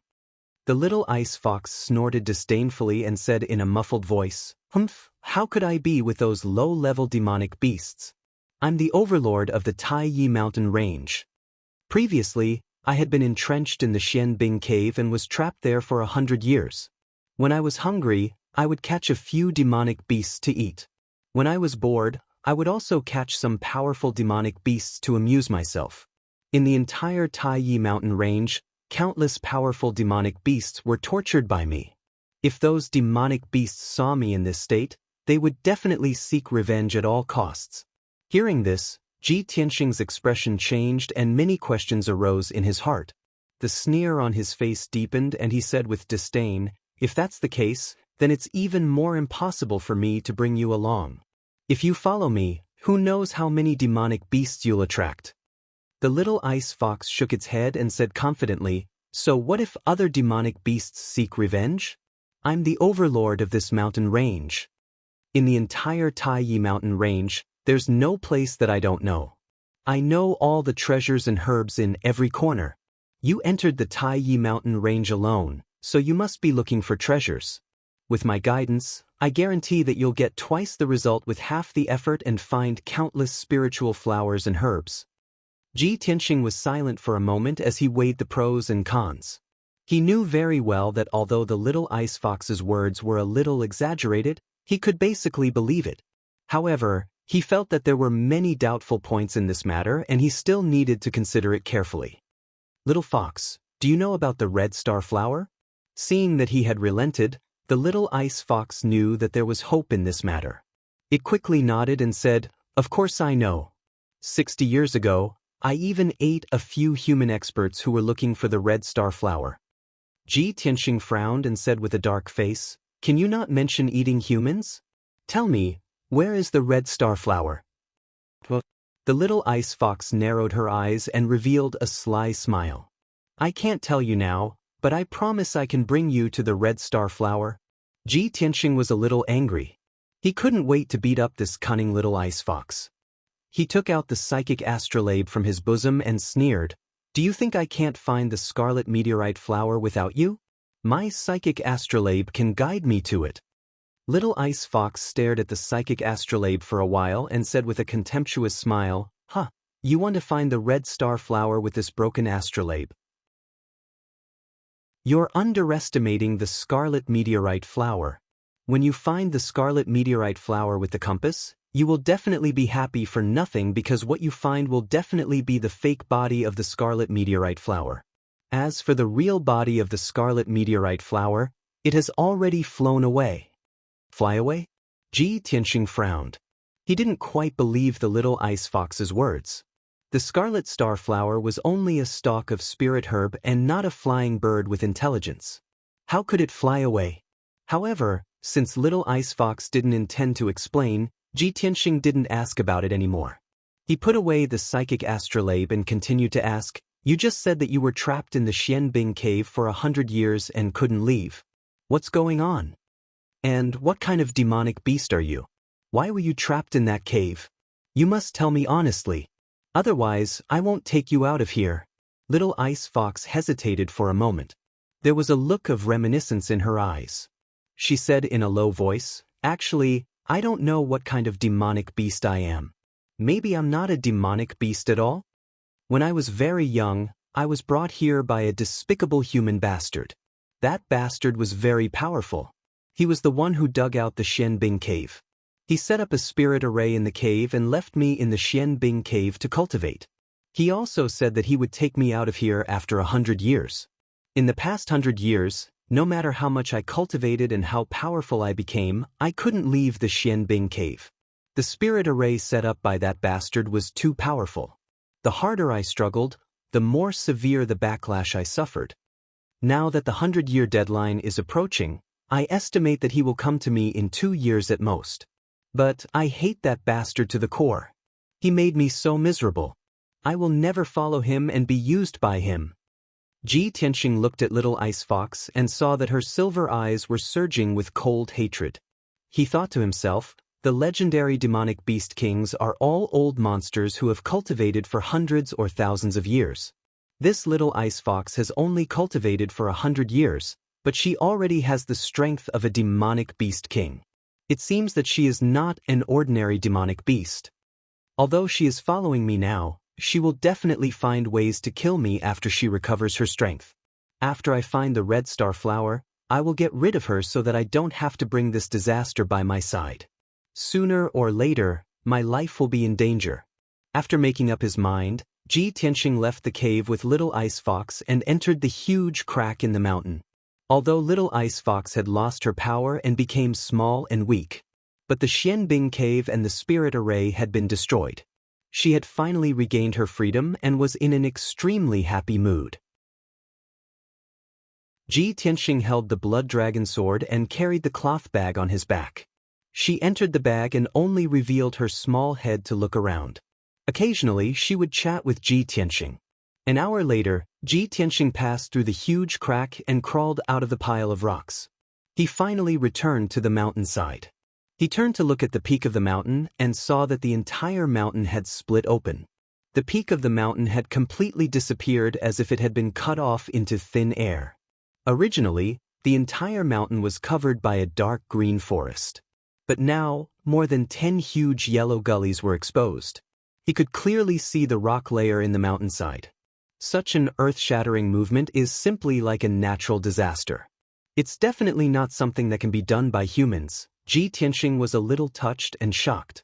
He increasingly felt that the Kenshin's tomb in his body was mysterious and powerful. At this moment, a huge spiritual crane that was as white as snow was gently flapping its huge wings. It flew leisurely from high up in the sky and flew into the depths of the mountain range. Ji Tianxing immediately raised his eyebrows. A hint of surprise flashed through his eyes. He muttered softly, "She's here too? Is she also here for the red star flower?" Although he recognized the spiritual crane, he did not see the figure of the beautiful woman in white. However, he knew that Yunyao must have come to the Taiyi Mountains. Little Ice Fox also poked her head out and looked up at the spiritual crane in the sky. She smiled and said, "Oh, the chick on the back of that spiritual crane is pretty good. Breasts, long legs, fair skin, and beautiful. If I can marry her, I don't know how many people will be jealous." Tsk. Her tone was a little flirtatious, but it was more of a teasing tone. After saying that, she even glanced at Ji Tianxing with a coquettish look. Ji Tianxing immediately frowned and knocked her little head with the scabbard. He said angrily, "You perverted fox, where did you learn such frivolous words?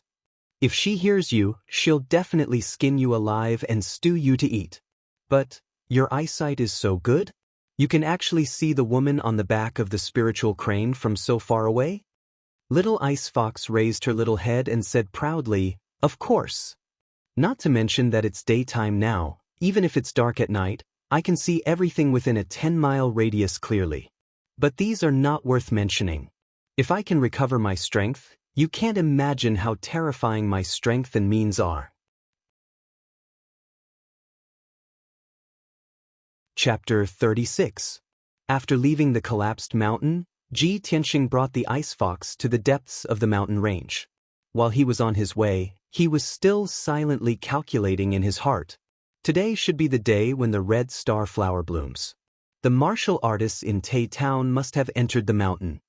I have to find the red star flower as soon as possible. Otherwise, it will be troublesome if the other martial artists get it. However, the Tai mountain range was very vast. It stretched for thousands of miles and there were many high mountains in the mountain range. Even though Ji Tianxing had the psychic astrolabe, he could not find the place where the red star flower grew in a short time. In his anxiety, he asked the ice fox, "Little fox, which mountain is the red star flower on?" The ice fox was sleeping in the bag.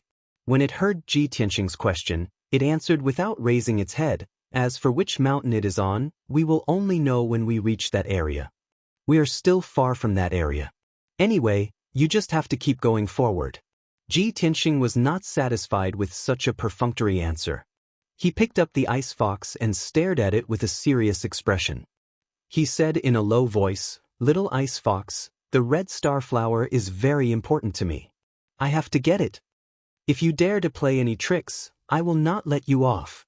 However, the little ice fox did not take his threat to heart at all. She was still in a lazy posture. It stretched lazily and looked at Ji Tianxing with a smile. "Hey, can't you have some confidence in me? I am the overlord of the Tai mountain range. I have been here for hundreds of years. It is just a red star flower. I will bring you to it before the sky turns dark." Ji Tianxing saw that the ice fox did not seem to be lying. He believed it for the time being and continued to travel through the forest. The ice fox did not sleep anymore. It lay lazily in the bag, raised its head and closed its eyes to rest. It even chatted with Ji Tianxing. "Hey, what is your name?" Ji Tianxing answered expressionlessly, "Ji Tianxing." The ice fox smiled and said, "Then what should I call you? Little Ji? The Ji? Or Little Tianxing? Which one sounded better? You can choose one." Ji Tianxing's face darkened. He said impatiently, "Can you remove the word little? Alright, old Ji, you're so weak. Why did you come to the Tai mountain range to look for the scarlet star flower?" Ji Tianxing's face turned even darker. "Hey, why aren't you saying anything?" Ji Tianxing couldn't take it anymore. He frowned and shouted, "You are an old monster who has lived for more than 100 years. How dare you call me old Ji? Don't you feel embarrassed?" Don't talk about me like that." The little ice fox smiled and pretended to be coquettish. She said in a sweet voice, "I'm still a child. In fact, I'm just like a 10-year-old child of your human race." The voice and aura of the fox clan had an innate charm. The little ice fox's sweet voice made people's hearts tremble. They couldn't help but want to protect it. However, Ji Tianxing did not feel this way. Instead, he felt goosebumps all over his body. Were you a mute in your previous life? Or did you go crazy from being locked in the Shenbing cave? The little ice fox was not angry at all. Instead, she smiled proudly. "Are you angry? Don't be so old-fashioned. It's so boring. Old Ji, tell me about the stories of your human race. For example, once upon a time, there was a scholar who saved an injured fox, and then the two of them consummated their marriage." Ji Tianxing was completely speechless. He ignored the little ice fox and hurried on with his journey. He muttered to himself, "No wonder the demon foxes in the legends are so cunning. This little ice fox has only lived for 100 years, but she has such a sharp tongue. If she is allowed to grow for 300 to 500 years, won't she be able to bring disaster to the country and its people?" Unknowingly, 6 hours had passed. Ji Tianxing hurried on with his journey. He crossed 7 mountains and finally entered the depths of the Tai mountain range. Although he was strong and had great endurance, he could travel through forests and mountains as if he was flying. However, he had been hurrying on with his journey for such a long time. He was drenched in sweat and had used up a lot of his energy. In the evening, he stopped at the foot of a tall mountain and sat beside a small stream to rest. He took out a water bottle and dry food from his bag. He ate a few pieces of beef jerky and drank a few mouthfuls of clear and sweet mountain spring water. His energy recovered by a lot. The little ice fox also took out 2 pieces of jerky from its bag. It imitated Ji Tianxing and ate it with its little paws. Ji Tianxing rested for a while and asked, "Little fox, are you sure the red star flower is on this mountain?" The little fox glanced at him unhappily and nodded. "Of course. Why don't you believe me? I can already smell the scent of the red star flower." "Smell the scent of the red star flower?" Ji Tianxing raised his eyebrows and asked in surprise, Are we very close to it? After saying that, he looked around a few times. The little ice fox curled its lips in disdain. Stop looking. We're at least 10 miles away from the red starflower. You can smell the scent of the red starflower from 10 miles away? Ji Tianxing obviously did not believe it and looked at it with a scrutinizing look. The little ice fox raised its little head proudly and said with a smile, I've told you before. You can't imagine how sharp my 5 senses are. Besides, the red starflower needs to absorb the essence of the sun and the moon to grow. Of course, it won't grow at the foot of the mountain. It must grow at the peak of this mountain. However, you'll have to go over this mountain and reach the cliff behind to find it. Before it could finish its sentence, it was stunned and a strange look flashed in its eyes. However, it concealed it very well and said to Ji Tianxing with a smile, Old Ji, it's getting late. Let's go up the mountain quickly. Ji Tianxing saw that its expression was strange. He carried his bag and blood dragon sword and rushed to the peak of the mountain. He asked softly, Little fox, what's wrong? Is there any movement from the red starflower? The little ice fox curled up in the bag and said in a muffled voice, The red starflower can only move at noon and midnight after absorbing the essence of the sun and the moon. You have to find it before midnight. However, we might be in a bit of trouble now. You have to speed up. Ji Tianxing frowned and silently increased his speed to the peak of the mountain. However, after a short 15 minutes, when he was halfway up the mountain, he heard the sound of branches and leaves rustling behind him. He subconsciously turned his head to look and saw a dark red monkey-like demonic beast rushing out of the forest like a gust of wind towards him. The monstrous beast was huge and was more than 3 meters tall. Its limbs were as thick as buckets and it obviously contained a shocking amount of strength. This is a red fire ape? Ji Tianxing immediately frowned and his expression became serious. An adult red fire ape strength is comparable to a martial artist at the 6th level of the true energy realm. Moreover, the red fire ape is very intelligent and strong. It's the most difficult to deal with among the mid-tier monstrous beasts. Little fox, you call this a little trouble? We're in big trouble.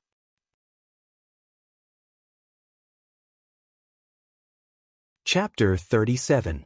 With Ji Tianxing's current strength at the 9th body refinement layer, he had no chance of winning against the scarlet fire ape. His expression was serious as he vigilantly stared at the approaching scarlet fire ape. The little ice fox poked its little head out of the bag. After looking at the scarlet fire ape, it disdainfully curled its lips. Just that stupid monkey, how strong can it be? In the past, it ran to the Xianbing cave to save its child, but I sent it flying down the mountain with a single slap. Ji Tianxing instantly knit his brows and snappily shouted, It came to find you for revenge? Could it be that you killed its child? The little ice fox disapprovingly said, What's there to be surprised about? I was bored staying in the Xianbing cave and its child was jumping around outside. Of course I had to bring that little monkey into the cave to play with. I never thought that little monkey would be so weak. I didn't even play with it for a bit before its 4 legs kicked and it died. Ji Tianxing was speechless. He angrily laughed as he scolded, You're still being reasonable, aren't you? Hearing your tone, you didn't play to your heart's content and seemed disappointed? AI. Let's not talk about the past. The little ice fox had a dispirited appearance as it shook its head and said, You should think about how to deal with this fire monkey. Ji Tianxing angrily gritted his teeth. He wished he could beat the little ice fox half to death to vent his anger. But at this time, the scarlet fire ape was only 5 feet away from him. The scarlet fire ape opened its strong arms and stood on the ground. Its scarlet eyes stared at Ji Tianxing. It opened its wide mouth and revealed 2 rows of sharp teeth. At such a close distance, Ji Tianxing could smell the thick scent of blood coming from its body. He could clearly see the blood and bone fragments in its teeth. He secretly gripped the blood dragon sword and his muscles tightened as he accumulated all his strength. The crimson fire ape suddenly let out a low roar and suddenly jumped up. Like an arrow leaving the bow, it pounced towards Ji Tianxing with its huge claws. Ji Tianxing immediately moved 3 meters away, narrowly dodging the crimson fire ape's attack. Bang bang!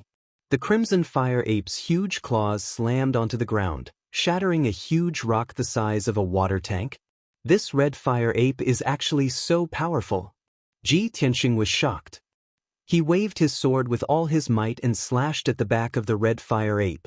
The Crimson Fire Ape turned around and swung its arms to hit the blood dragon sword, sending it flying. With a whoosh sound, it stabbed into a tree not far away. Ji Tianxing was also sent flying 10 feet away and fell on the grass. His right shoulder was numb and stinging, and for a moment he couldn't exert any strength. The Crimson Fire Ape's figure flashed and pounced over. With a bang, it slapped Ji Tianxing. Ji Tianxing was immediately sent flying more than 20 feet away. He crashed into a big tree and rolled into the bushes. The clothes on his back were torn apart by the Crimson Fire Ape's sharp claws. His entire back was covered in blood and burning pain. After being slapped by the Crimson Fire Ape, he felt that all the bones in his body were about to break. He was so dizzy that he couldn't get up at all.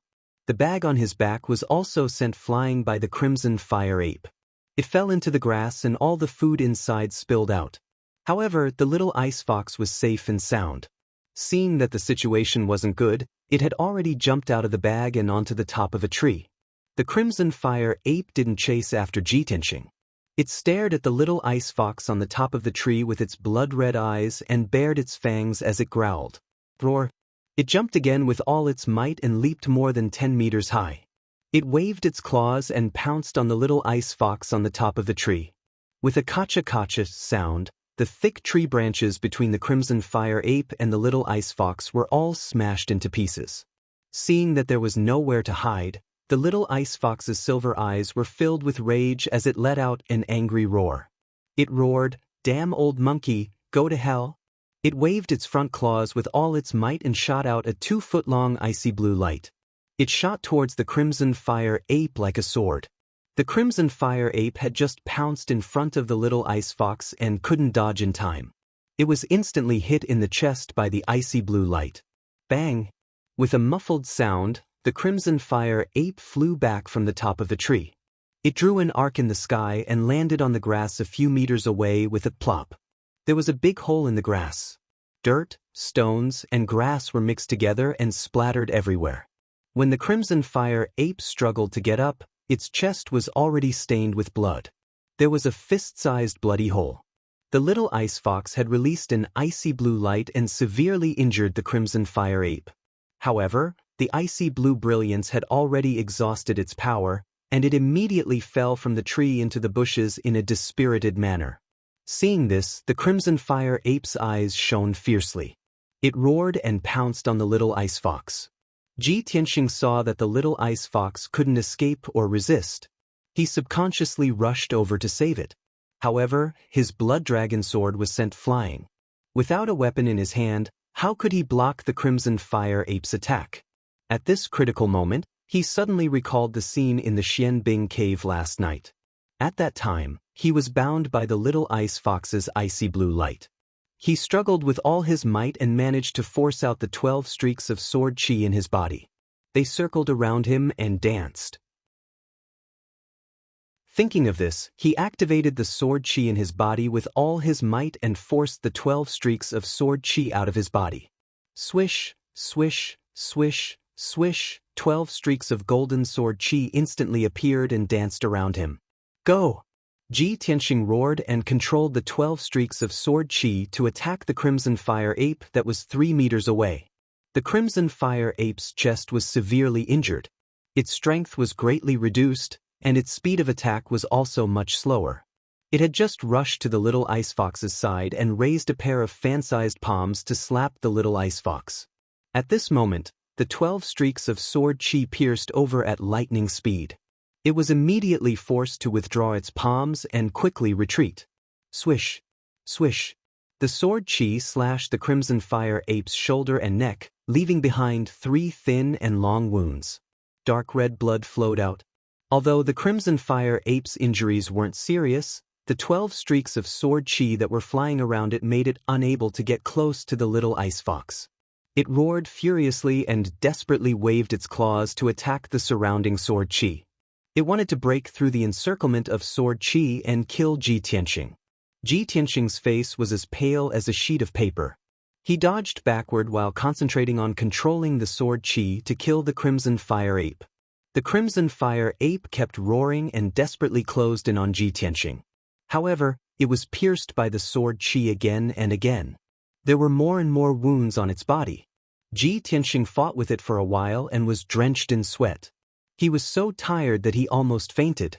It was only now that he realized that controlling the 12 streaks of sword qi to fight was extremely taxing on his mind. With his current strength, he could only hold on for about 30 breaths before fainting. Fortunately, the crimson fire ape was severely injured. After being pierced by the sword qi, it was bleeding profusely and its strength was quickly weakening. It only held on for about 20 breaths before it roared in grief and indignation. It turned and fled into the forest. Ji Tianxing had already exhausted his mind and physical strength. He couldn't chase after the crimson fire ape. He quickly withdrew the 12 streaks of sword qi and sat on the grass, panting heavily. Chapter 38. The crimson fire ape had escaped, and the forest was quiet again. Ji Tianxing lay on the grass and looked at the sky with misty eyes. The orange sunset was gradually falling to the horizon. The sky was getting dark, and the moon would rise in at most 2 hours. He knew that time was tight, but he did not have the energy to get up. He did not even want to move his fingers. Too tired. The tiredness that came from the depths of his soul made him realize the consequences of overexerting his mind. Although I can control the sword energy to kill enemies within 10 feet of me, this is an effect that can only be achieved by someone at the 7th stage of the true energy realm. But this consumes too much energy. If I use it a few more times, I might become mentally weak and become a fool. It seems that I have to be careful in the future and only use it at critical moments to save my life. He closed his eyes and thought silently, waiting for his physical and mental strength to slowly recover. At this moment, the little ice fox poked its head out from the grass. It looked around cautiously. Seeing that there was no danger around, it picked up the bag not far away and dragged it to Ji Tianxing. "Old Ji, didn't you bring many pills in your bag? Quickly use the pills to recover your energy. It's getting dark. We have to leave this place quickly." As it spoke, it took out 4 or 5 small white jade bottles from the bag and lined them up in front of Ji Tianxing. Ji Tianxing stretched out his hands and picked up a small jade bottle with the words "Energy Nourishing Pill" on it. He opened the bottle and poured out a few red pills. He stuffed them into his mouth, chewed twice, and swallowed them. Suddenly, he realized that something was wrong. He looked at the little ice fox in confusion. "Little fox, why are more than half of my pills gone? Did you secretly eat them?" The little ice fox took 2 steps back and explained with a smile, "I was bored lying in the bag, so I ate the pills like they were candy. I didn't do it on purpose." "You stinky fox." Ji Tianxing was so angry that he wanted to hit it. However, he had not recovered his energy and could only give up. "I think you want to secretly eat the pills to recover your energy and then run away?" Little ice fox rolled her eyes and quickly changed the topic. "Hey old Ji, don't talk. It's more important to recover your strength. If we don't leave before dark, the smell of blood on the grass will attract a large number of demonic beasts. At that time, the 2 of us can only become the demonic beast's dinner." Ji Tianxing suppressed his anger and swallowed a few more recovery pills to quickly recover his strength. About an hour later, the sky darkened, and night was about to fall. At this time, Ji Tianxing's physical strength had recovered by about 60 to 70%. He carried his backpack and continued to rush to the mountain peak.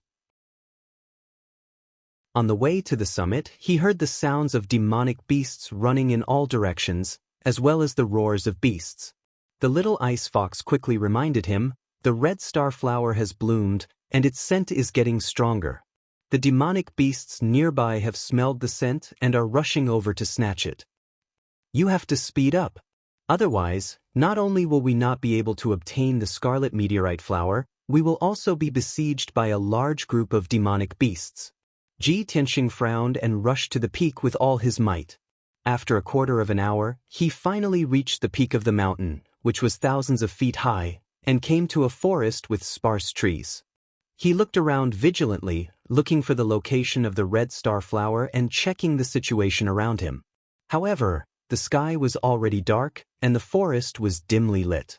It was difficult to see clearly.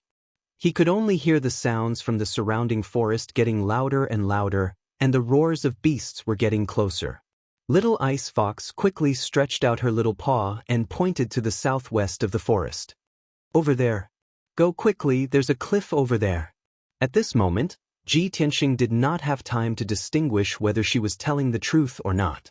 He hurriedly rushed over. He ran wildly for more than 3 miles before he rushed out of the dense and dark forest and came to a patch of rubble. The empty space with a radius of 1,000 feet was filled with rubble. Between the dark brown boulders, there were weeds that were half a man's height. Ji Tianxing jumped into the rubble, and his body nimbly passed through dozens of boulders and dense bushes. Finally, he arrived at the edge of the cliff. 5 steps in front of him was the cliff, and in front of him was the sky that was shrouded in thick fog. The cliff was at least thousands of feet deep. White fog constantly rose from the bottom of the cliff, obscuring everything at the bottom of the cliff. Ji Tianxing could not see clearly. Little Ice Fox's little red nose twitched twice, and her eyes revealed a touch of joy. She hurriedly urged, "Old Ji, the scent of the red star flower is coming from the bottom of the cliff. It's not more than 200 feet away from us. Hurry up and look for it." Ji Tianxing was also delighted, and he looked around in high spirits. He stepped on the edge of the cliff and leaned half of his body to look down. He immediately saw that there was a steep rock cliff below the cliff. However, the cliff was not flat, and there were many cracks in many places. There were also many protruding boulders embedded in the cliff, and there were many green vines growing on them. Night finally fell. The stars and the moon had not yet appeared, and the world was pitch black.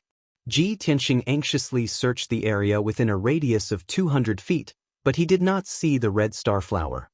He did not even find a strand of strange-looking medicinal herb. Suddenly, Little Ice Fox, who was lying on his shoulder, stretched out her little paw and pointed at a huge rock at the bottom of the cliff. She cried out in surprise, "Old Ji, look over there." Ji Tianxing hurriedly looked in the direction that she was pointing at, and he immediately saw that in the cracks of the huge rock, there was a faint silver light. "It's the red star flower. It must be." Ji Tianxing's spirits were lifted, and he hurriedly found a vine that was as thick as a wrist on the ground. He climbed down the cliff using the vine. Before he came to the Taiyi Mountains, he had carefully investigated information about the red star flower. The red star flower was more than 2 feet tall.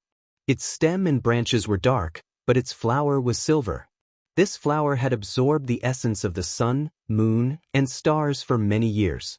Its petals would emit a faint silver light at night, just like starlight. However, this flower only bloomed once every 60 years, and each plant only had 1 flower. The flower would only bloom for 6 days before it wilted. Not long after, Ji Tianxing crawled along the vines until he was about 10 feet below the cliff. His feet stepped on a big rock that protruded from the cliff. However, he was still more than 40 feet away from the huge rock where the red star flower grew. With his strength, it was impossible for him to jump over. The cliff between the 2 huge rocks was bare, and there was no place for him to lean on. There was only a cluster of dark green vines growing on it. The vines were only as thick as chopsticks, and they looked very weak. They could not support his weight at all. He had no doubt that if he climbed those vines to pick the red star flower, he would definitely fall off the cliff and be smashed into pieces. At this moment, Ji Tianxing's face revealed a helpless, bitter smile. The red star flower was not far in front of him, but he could not pick it, and he could not even get close. Moreover, he could clearly hear the footsteps of demonic beasts running from the rocks above the cliff. At least 3 demonic beasts had already rushed to the edge of the cliff. Chapter 39. What should I do? Ji Tianxing looked at the huge rock 4 feet away. His eyes were fixed on the starlight in the cracks of the rock, and he was trying to think of a solution anxiously. At this moment, the little ice fox came out of the bag and jumped down nimbly. It landed beside Ji Tianxing's feet. It observed the distance between the 2 huge rocks, and a smile flashed across its silver eyes. While Ji Tianxing was not paying attention, it jumped out with all its might. Swoosh! Just as it was about to fall from midair, it suddenly opened a pair of ice-blue wings under its abdomen and flapped them vigorously. Its figure drew an ice-blue arc in midair, and it flew lightly towards the huge rock not far away. Seeing this, Ji Tianxing was stunned for a moment and immediately revealed a gratified smile. That's right. Why didn't I think of the little fox? It has wings and it can totally fly over there. He smiled approvingly at the little ice fox and hurriedly reminded it, "Little fox, be gentle. You must be careful." The little ice fox was flying in midair, and it turned its head to give him a playful smile. The next moment, it landed lightly on the huge rock where the red meteorite flower grew. It moved closer to the cracks of the rock, took a few glances, and stretched out its small claws to dig in the cracks.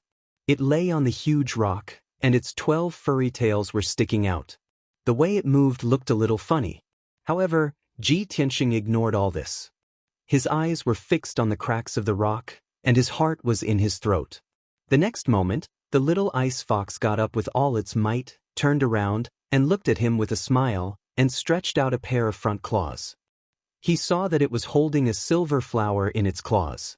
The flower was half the size of a palm, and it had 6 light silver petals that sparkled in the night sky. This was the red meteorite flower.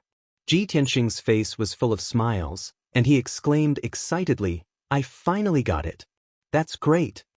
"Little fox, thank you." However, the little ice fox held the red meteorite flower, but it did not intend to return to his side.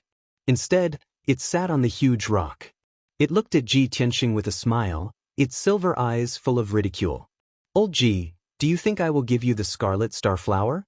Hee hee, I'm not your pet." The smile on Ji Tianxing's face suddenly froze.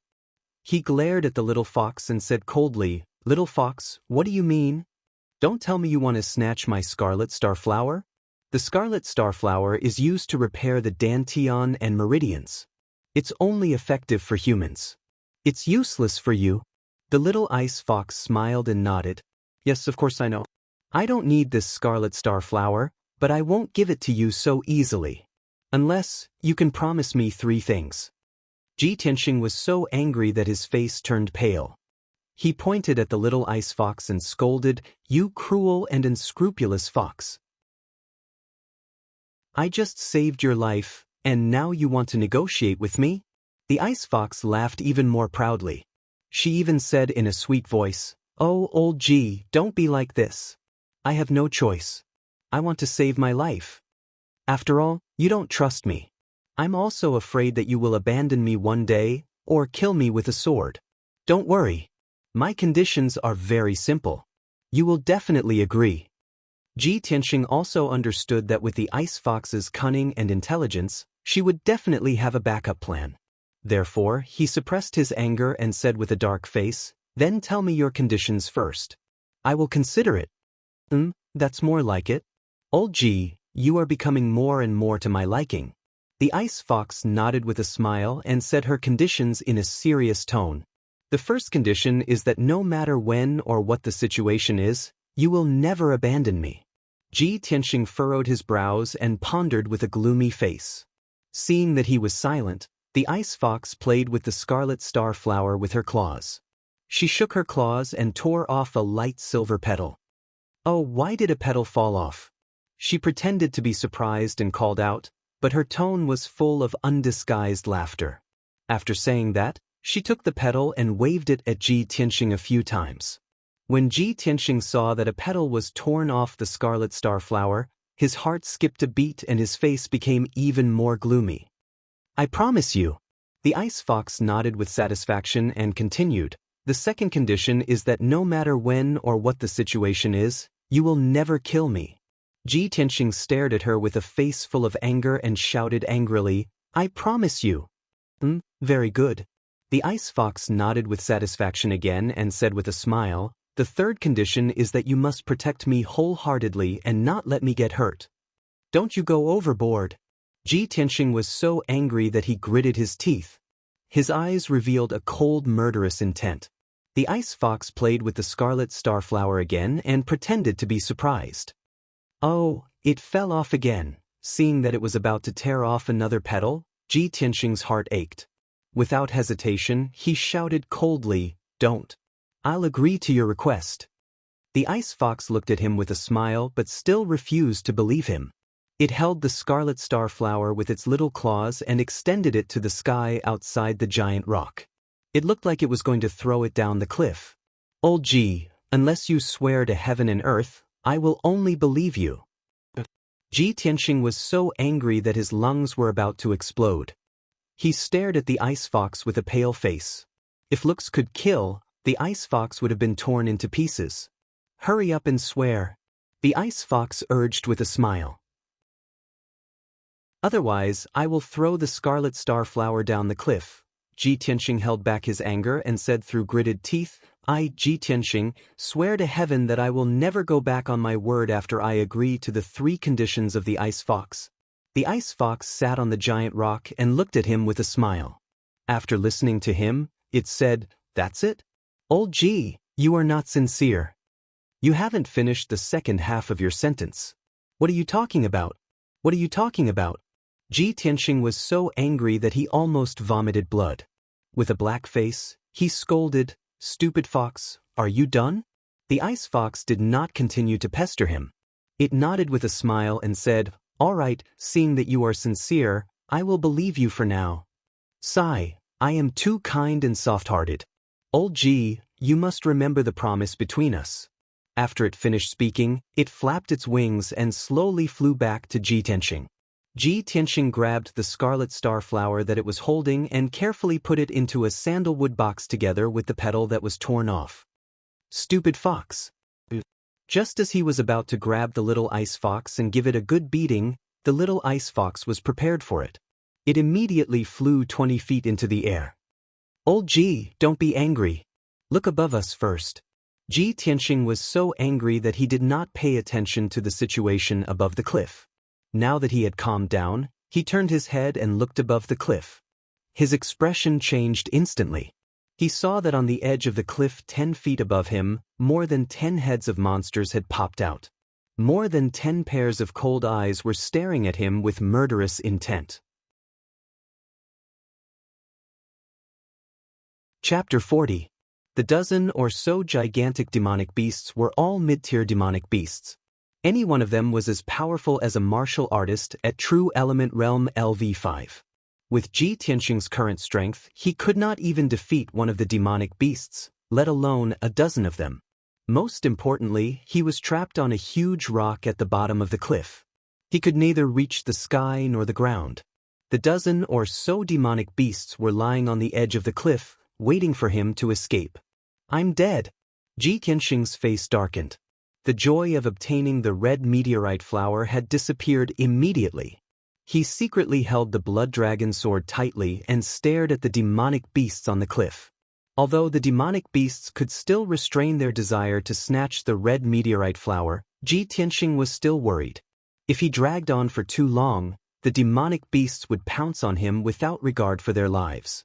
What should he do then? Just then, the ice fox's voice sounded behind him. "Old Ji, you only have 2 choices now. Either you climb up and be eaten by the demonic beasts, or you jump off the cliff and die. However, there are demonic beasts at the bottom of the cliff. In the end, your body may still be eaten." Ji Tianxing was so angry that his teeth itched. He shouted angrily, "Cut the crap and think of a way. If I don't live, do you think you can escape?" "Of course." The ice fox smiled proudly. "Old Ji, are you stupid? I can fly." As it spoke, it flapped its little wings proudly and flew around Ji Tianxing. Ji Tianxing was so angry that he almost vomited blood. He decided to keep quiet so that he would not be angered by the ice fox. He frowned and thought for a while. Then he thought of an idea. "Little fox, I'll give you the red meteorite flower. Take it and fly to the top of the mountain. Lure the demonic beasts away." Before he could finish, the ice fox had guessed what he wanted to do. It shook its head and refused. "Don't even think about it. You want me to lure the demonic beasts away? Create an opportunity for you to climb up? Am I that stupid? You." Ji Tianxing was so angry that his chest was blocked.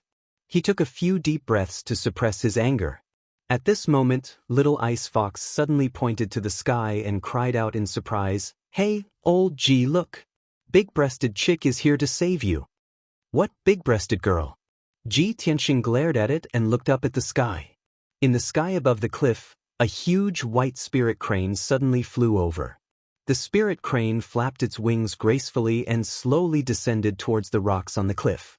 Although the night was dark, Ji Tianxing could still vaguely see a beautiful woman in a white dress standing on the back of the spirit crane. It was Yun Yao. She stood proudly on the back of the spirit crane, holding a sword with a black scabbard in her left hand. Her waist-length black hair danced in the wind, making her look like a fairy that had descended to the mortal world. There was a commotion among the demonic beasts on the edge of the cliff. They all showed strong hostility and roared at the spirit crane. At this moment, the spirit crane landed in the air 10 feet away from the ground. Yun Yao suddenly made her move. She held the sword with her right hand and pulled out the sword with a clang. In the dark night sky, a 5-feet-long cold light suddenly lit up, like a pool of autumn water. Swish, swish, swish, swish. Yun Yao waved the sword in her hand and slashed out 6 3-feet-long cold sword light towards the demonic beasts in the rocks. The 6 sword light lit up the night sky and instantly flew out 10 feet away, stabbing 6 huge demonic beasts. Bang, bang, bang, muffled sounds were constantly heard, mixed with the miserable cries of many demonic beasts. Cold light flashed in the rocks. Several millstone stones were cut into pieces by the sword light, splashing out countless broken stones. Ji Tianxing could clearly feel that the earth was trembling. There were also several big stones that collapsed from the edge of the cliff and smashed into the bottom of the cliff. Although this was the 3rd time he had seen Yun Yao make a move, he was still shocked. However, he still felt shocked in his heart, and an imperceptible look flashed through his eyes as he looked up at Yun Yao. After a while, the demonic beasts scattered and ran for their lives in panic. Only then did the cliff return to its peaceful state. The crisis was over. Ji Tianxing quickly climbed up the cliff along the vines and returned to the rocks. The spirit crane had landed on the ground and was standing proudly in silence. In the surrounding rocks, there were 6 corpses of middle-rank demonic beasts. They were all killed by a single sword strike. The beautiful woman in white, Yun Yao, was also standing on a millstone stone in the rocks. Seeing Ji Tianxing climb up from the bottom of the cliff, her beautiful face that was originally as calm as water revealed a trace of astonishment. "It's you?" Obviously, Yun Yao did not expect to meet Ji Tianxing here. Ji Tianxing walked to 10 meters away from her and stood still. He revealed a gentle smile and nodded. "It's me, Miss Yun Yao. We meet again." The little ice fox lay on his shoulder and looked at Yun Yao with a smile. No one knew what it was thinking. Yun Yao glanced at Ji Tianxing and said calmly, "I didn't expect that the first person to find the red star flower would be you." Ji Tianxing raised his eyebrows. "Miss Yun Yao, do you also need this red star flower?" Yun Yao nodded calmly. "Yes." "Tonight, you are determined to get the red star flower?" Ji Tianxing asked. Yun Yao was silent for a moment and nodded again. Ji Tianxing frowned and was puzzled. Why would a top disciple of the Sky Pillar sect like Yun Yao, the #1 genius of the Tianshan region, come to the Taiyi mountain range personally to find the red star flower? Why would a genius like her need a spiritual herb like the red star flower? Or did she have other uses for the red star flower? But no matter what, the red star flower was in his hands and Yun Yao was determined to get it. Therefore he and Yun Yao were enemies. Ji Tianxing thought about it in silence. Then he took out the sandalwood box from his bag and walked toward Yun Yao with the box. Seeing this, the little ice fox panicked and shouted, "Old Ji, what are you doing? Are you crazy? We risked our lives to get the red star flower. Are you going to give it to her? Hey, old Ji, calm down." The little ice fox jumped up and down anxiously and shouted at Ji Tianxing to remind him. However, Ji Tianxing turned a deaf ear to it. He walked toward Yun Yao calmly and handed the sandalwood box to her. "Miss Yun Yao, although we all want the red star flower, I won't fight with you. You saved my life in the southern suburbs of the imperial city of the Green Cloud Imperial City. Now, I'll give you this red star flower as a gift to repay you for saving my life." At this moment, Ji Tianxing was standing right in front of Yun Yao. He was so close to her. Yun Yao's beautiful face and big eyes that were as clear as autumn water were so close to him. He could even smell the faint fragrance on Yun Yao's body clearly. However, Ji Tianxing's eyes were not stunned. There was only calmness and calmness.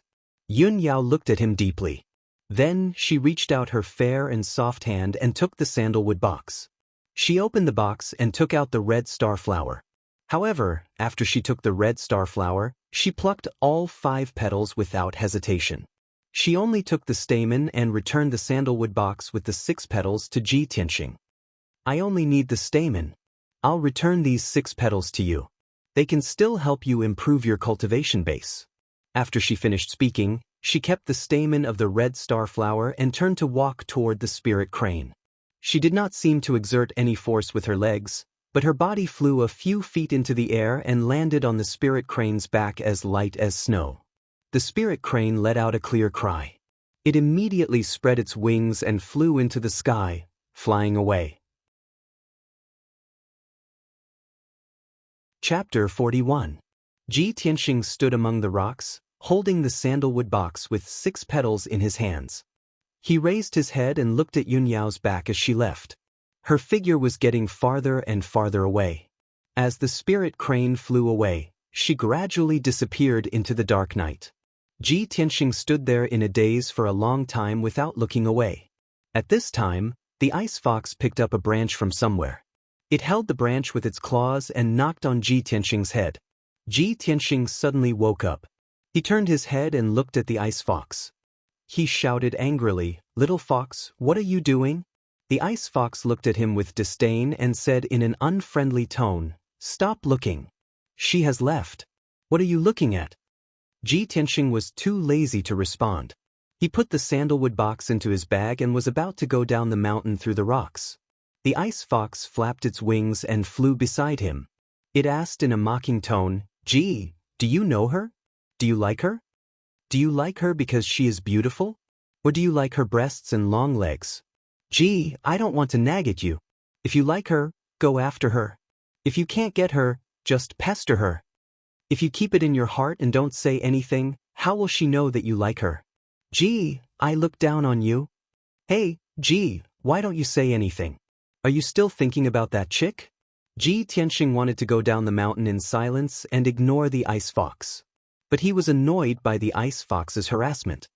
He couldn't help but shout angrily, "Little fox, shut up." Seeing that he was angry, the ice fox didn't say anything more. It muttered a few words unhappily and went back to sleep in the bag. When you saw the big-breasted chick, you looked like you were obsessed with her. You even gave away the red star flower that we tried so hard to find. If that big-breasted chick wasn't so reserved, you wouldn't even have a petal left. How can a gullible guy like you protect me in the future? I'm really worried about my future. Ji Tianxing was too lazy to explain what had happened to the ice fox. He did not want to explain that he did not want to owe anyone a favor. To explain the meaning of favor to a little fox demon, he felt awkward just thinking about it. He simply hurried on his way in silence, rushing all the way down the mountain. About an hour later, Ji Tianxing arrived at the foot of the mountain and returned to the mountain stream. Now that he had obtained the red star flower, there was no need for him to stay in the Taiyi mountain range and risk his life. He just wanted to leave this place as soon as possible. Even though the Taiyi mountain range was extremely dangerous at night, with countless demonic beasts roaming about. However, Ji Tianxing knew that with the little ice fox's keen 5 senses, she would be able to help him avoid most of the demonic beasts. However, when he followed the mountain stream and walked out of the forest, a cold laugh came from the dark forest not far away. Haha, I didn't expect that someone would have already obtained the scarlet meteorite flower before all the experts have found it. Suddenly hearing the owl-like cold laugh, Ji Tianxing stopped in his tracks. He looked at the forest vigilantly and secretly held the blood dragon sword tightly. He did not open his mouth to speak. His eyes were searching in the dark forest, and his ears were listening to all the sounds within a radius of 30 meters. In the next moment, the hoarse and unpleasant voice sounded again. I'm lucky enough. Not only can I take your head to receive the reward, but I can also get the scarlet meteorite flower. Hee. As soon as the voice sounded, 3 cold lights suddenly flew out from the dark forest and shot toward Ji Tianxing like sharp arrows. Hidden weapons. Ji Tianxing's pupils constricted. With a step, he moved 3 meters away. At the same time, he waved the blood dragon sword and slashed out a sword light. Ding ding! 2 crisp sounds burst out. 2 cold lights were slashed by the blood dragon sword and bounced off, landing in the grass. Another cold light brushed past Ji Tianxing. With an ear-piercing sound, it was nailed into a big tree not far behind him. At the same time, a black figure pounced out from the darkness and silently waved 2 sabers to stab Ji Tianxing's vital parts. The black figure's movements were very swift, like a ghost in the night. He held the 2 sharp sabers tightly in his hands. The blades were also black and would not shine with a cold light to attract attention.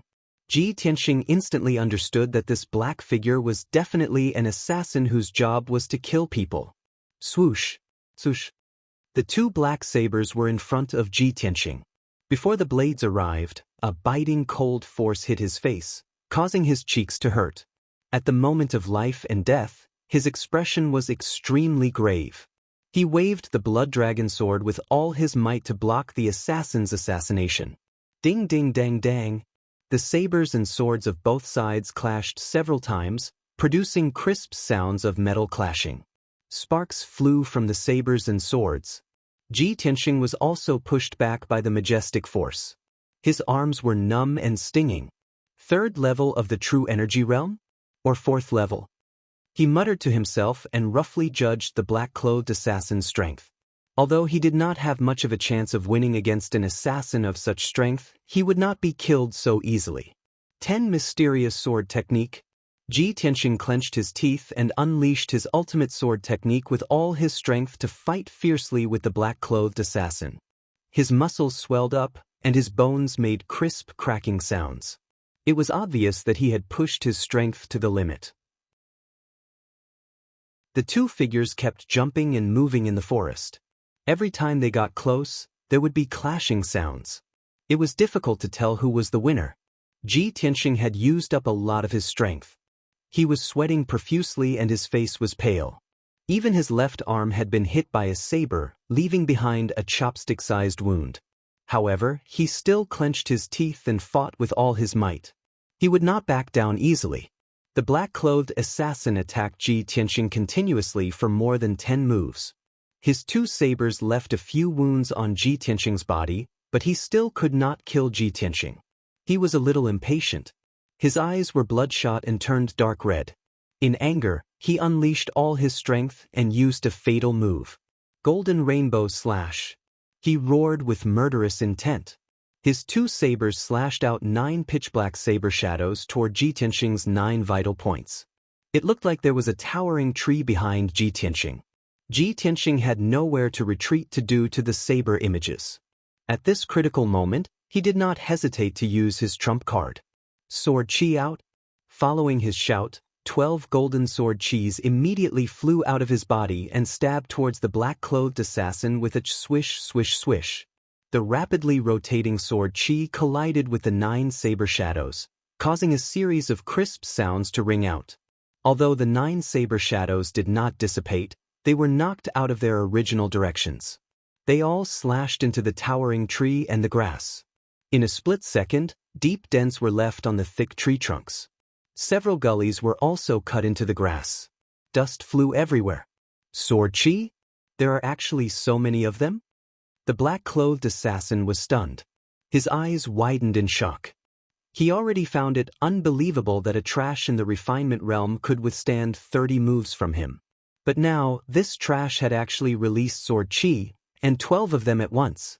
Only experts at the true energy realm level 7 and above could condense the yuan chi in their body into sword chi and release it outside their body to attack. How did this famous trash in the Imperial City do it? Could it be that his strength did not fall to the refinement realm and he was still a genius at the true energy realm level 7? Chapter 42. The black-clothed assassin could not understand, nor did he dare to believe this fact. While he was still in a daze, 12 streaks of sword chi had already arrived in front of him like lightning. Swish, swish, sword chi crisscrossed, and a faint golden light flickered in the night sky. The black-clothed assassin's chest, shoulders, and face were instantly pierced with 12 wounds. Dark red blood spurted out from the wounds. When experts exchanged blows, they couldn't afford to be distracted or hesitate. The 12 wounds on his body were the result of being in a daze. Although these injuries were not fatal, the excruciating pain made him suck in a breath of cold air, and his back broke out in cold sweat. The black-clothed assassin flew into a rage, fiercely waving his 2 blades. After shaking off the many sword energies, he charged towards Xianxia. Bastard die! As the black-clothed assassin pounced over, there was also a thick murderous aura that made people tremble in fear. Xianxia was still calm and composed. He did his best to control the 12 sword chis to block the assassin's attack. In this way, the black-clothed assassin was unable to approach him any longer, and he was surrounded by danger by the numerous sword chi attacks, causing him to be in an extremely sorry state. In a short span of 10 breaths, the black-clothed assassin had been stabbed 37 times, and his body was covered with wounds. Blood gushed out and soaked his clothes, making him look like a bloody person. He looked exceptionally ferocious and terrifying. Even the ferocious Crimson Fire Ape would not be able to withstand such heavy injuries, let alone a 4th-level true energy stage assassin in black. The consequence of losing too much blood was that his vision became blurry, his strength quickly dissipated, and his footsteps became even more unsteady. The black-clothed assassin's heart was filled with terror. He no longer had any will to fight and only wanted to turn around and flee. However, Xianxia controlled the 12 sword chis and chased after him, stabbing into his head and neck. The black-clothed assassin barely managed to take 5 steps before he fell to the ground with a plop. He lay on the ground and twitched for a while before he breathed his last. After all, his neck and the back of his head had been pierced by the sword chi, and those were fatal wounds. Fresh blood splattered on the grass, filling the air with a thick stench of blood. When Xianxia saw that the black-clothed assassin was dead, he immediately retracted the 12 sword chis into his body and fell weakly onto the grass. Within a day, he had manipulated the sword chi in his body to fight twice. This greatly exhausted his mental and physical strength, and he was already on the verge of fainting. He closed his eyes and lay on the grass, feeling that every nerve in his body was exhausted. His head was so heavy that he just wanted to sleep. At this moment, the little ice fox flew out from the gloomy forest and landed beside Xianxia. Just now, when Xianxia was fighting with the black-clothed assassin, it saw that the situation was not good and quietly hid in the forest, waiting for the battle to end before coming out. There are many demonic beasts in the Tay Mountain range that have a grudge against me. I didn't expect you to be hunted down by your enemies as well. How are we going to escape in your current state? The little ice fox sighed and muttered, but its little paws were not idle. It hurriedly took out 2 small jade bottles from its bag and pushed them in front of Xianxia. Xianxia panted for a while and recovered a little of his strength. He hurriedly opened the small jade bottle and poured out a few elixirs to consume. He closed his eyes and lay down for another 15 minutes. When he heard the roars of demonic beasts coming from all directions, he forced his exhausted body to stand up shakily. The stench of blood on the grass will attract the demonic beasts. We should leave now, he said in a weak voice and carried the bag and the blood dragon sword on his back.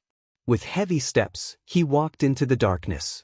In the next few hours, Xianxia endured his injuries and hurried on with his journey while gritting his teeth. With the help of the little ice fox, he was always able to avoid those dangerous demonic beasts in advance, as well as some warriors who were searching for the red star flower in the mountains. Along the way, there were scares but no mishaps. However, his mental and physical strength were exhausted. Every time he went over a mountain, he had to rest for 15 minutes.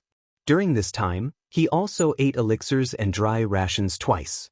The long, dark night finally passed. When the first ray of light shone in the morning, Ji Tianxing finally let out a long sigh of relief. He found a cave in the mountains and hid in it to recuperate and rest. He first bandaged the wounds on his body and then circulated his energy to heal the injuries in his body. After treating his injuries, he rested in the cave for another 4 hours. When it was noon, Ji Tianxing finally recovered his strength and 60% of his physical strength. He then left the cave with the little ice fox and rushed towards the exit of the Taiyi mountain range. After he went over 4 mountains in a row, it was almost evening. He finally returned to the exit of the mountain range and entered the lush valley. When Ji Tianxing was crossing the valley, he met a few warriors who were entering the mountains. These people were all here for the red star flower. Their minds were filled with thoughts of how to find and snatch the red star flower. When they brushed past Ji Tianxing, they only glanced at him casually and did not stop at all. But they would never have thought that the red star flower had been picked long ago and was in Ji Tianxing's possession. When night fell, Ji Tianxing quietly returned to Taiyi town. The town, which had been bustling with noise a few days ago, was quiet at this time and had returned to its usual desolation. After all the warriors who came to look for the red star flower had entered the Taiyi mountain range. Ji Tianxing did not return to the Fortune Inn, nor did he look for his frost and snow-chasing wind horse. Because he knew that the people who wanted to assassinate him and the assassins of the blood-clothed tower must be watching the Fortune Inn. The black-clothed assassin who had tried to assassinate him in the mountains must also be from the blood-clothed tower. He was just wondering in his heart who had hired the blood-clothed tower's assassins to assassinate him. Regarding this question, he vaguely had an answer in his heart, but he was not sure yet. In his current situation, it was impossible for him to investigate this matter. The best choice was, of course, to return to the imperial city immediately. That night, Ji Tianxing got a horse in the town and left Taiyi town overnight. For the next 3 days, he galloped on his horse and rushed to the imperial city without stopping under the night and the sky. After a bumpy journey of 2,000 miles, he finally rushed back to the Ji mansion in the morning of the 3rd day.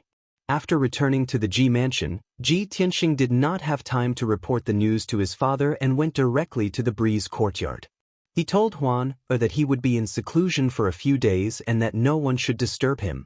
Then he entered the secret chamber and prepared to use the power of the red star flower to condense the sword embryo.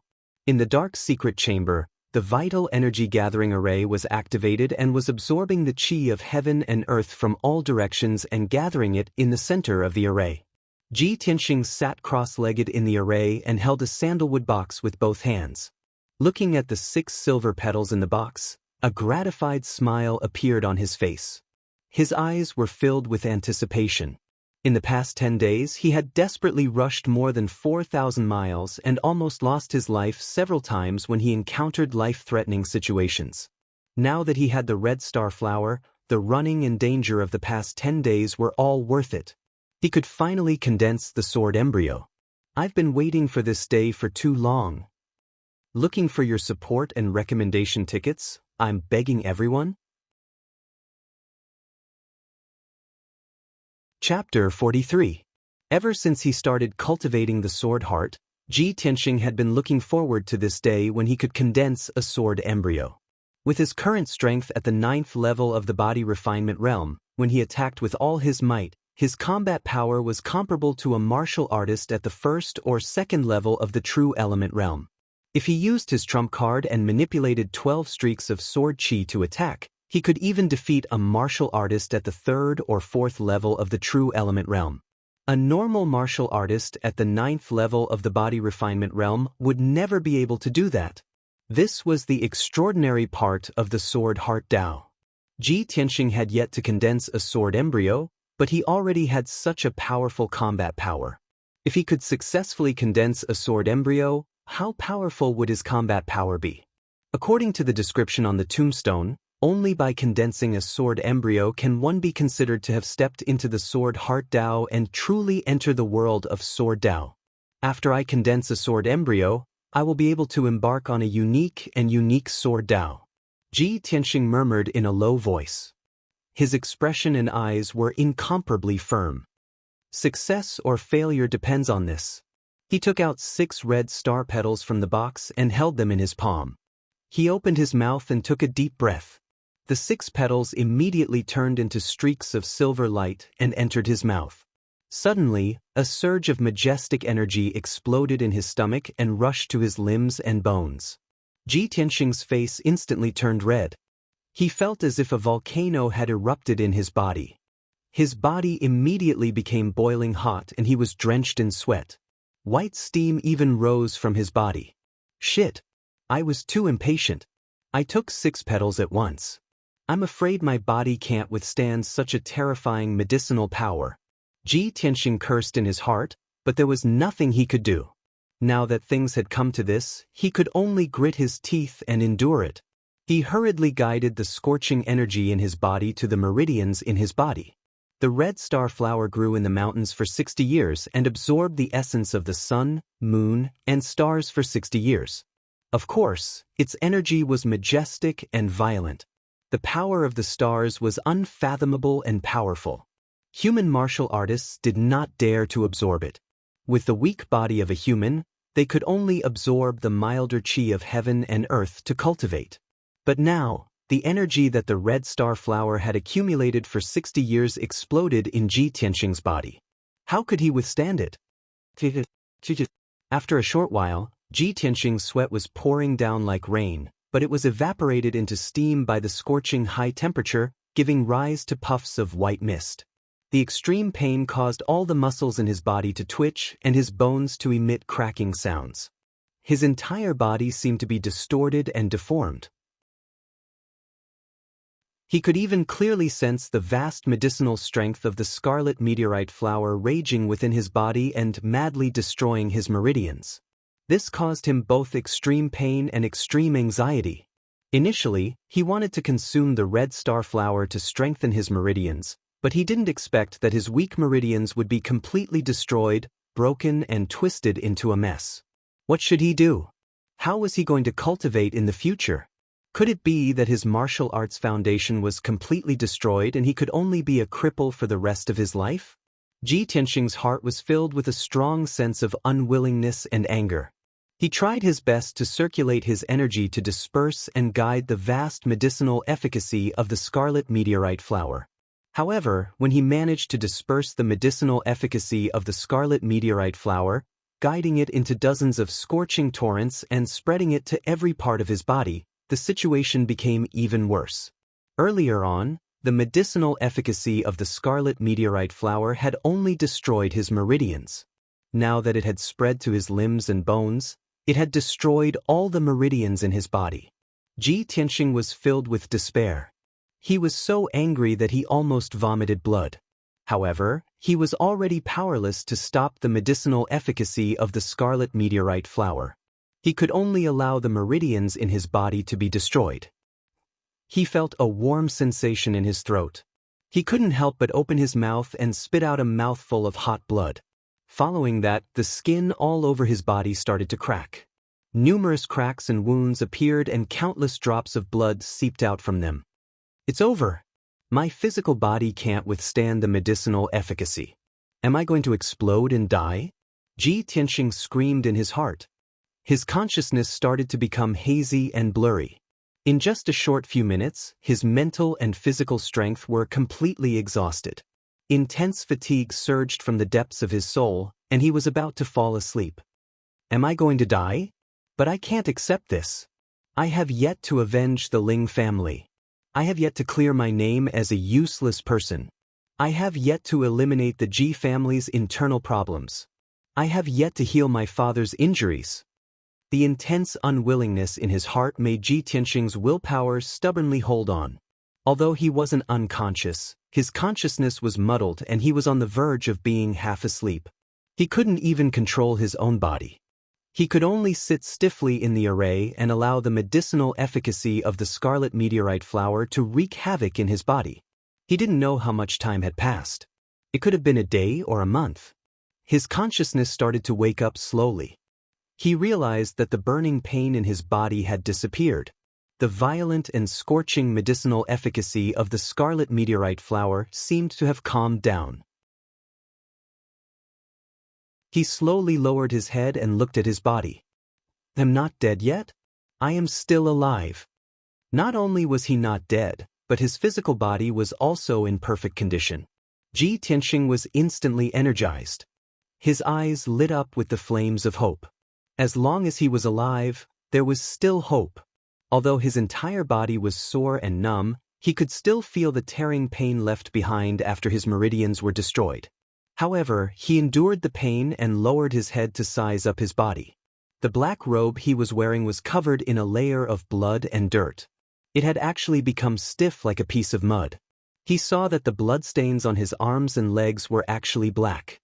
His entire body was also covered in a thick layer of dirt. How could this be? Why was the blood I vomited and the blood that flowed out from my wounds black? Ji Tianxing was filled with doubts and couldn't figure it out for now. At this moment, he suddenly felt a numbing sensation all over his body. It was unbearably itchy. However, his entire body was sore and numb. He couldn't move at all. It was wishful thinking to reach out and scratch the itch. Ji Tianxing could only endure the numbness and itchiness and calmly sense the situation in his body. Soon, he realized that the damaged and twisted meridians in his body were actually healing rapidly. The majestic medicinal efficacy of the scarlet meteorite flower was still dormant in his body. It actually turned into countless icy cold streams and wrapped around his meridians. The messy meridians were actually recovering rapidly under the nourishment of the cool medicinal efficacy. Ji Tianxing was stunned. After a while, he recovered and immediately guessed the reason. "I understand now. I see. The scarlet meteorite flower is indeed a spirit herb. It actually has such miraculous effects. Is this one of the legendary martial Dao's strange realms, destruction before establishment? In this world, legends said that there were many kinds of martial Dao's strange realms that could rapidly increase a martial artist's strength or change a martial artist's talent. For example, bone marrow cleansing, rebirth, destruction before establishment, yin and yang fusion, unity of heaven and man, and so on. They were all martial Dao's strange realms.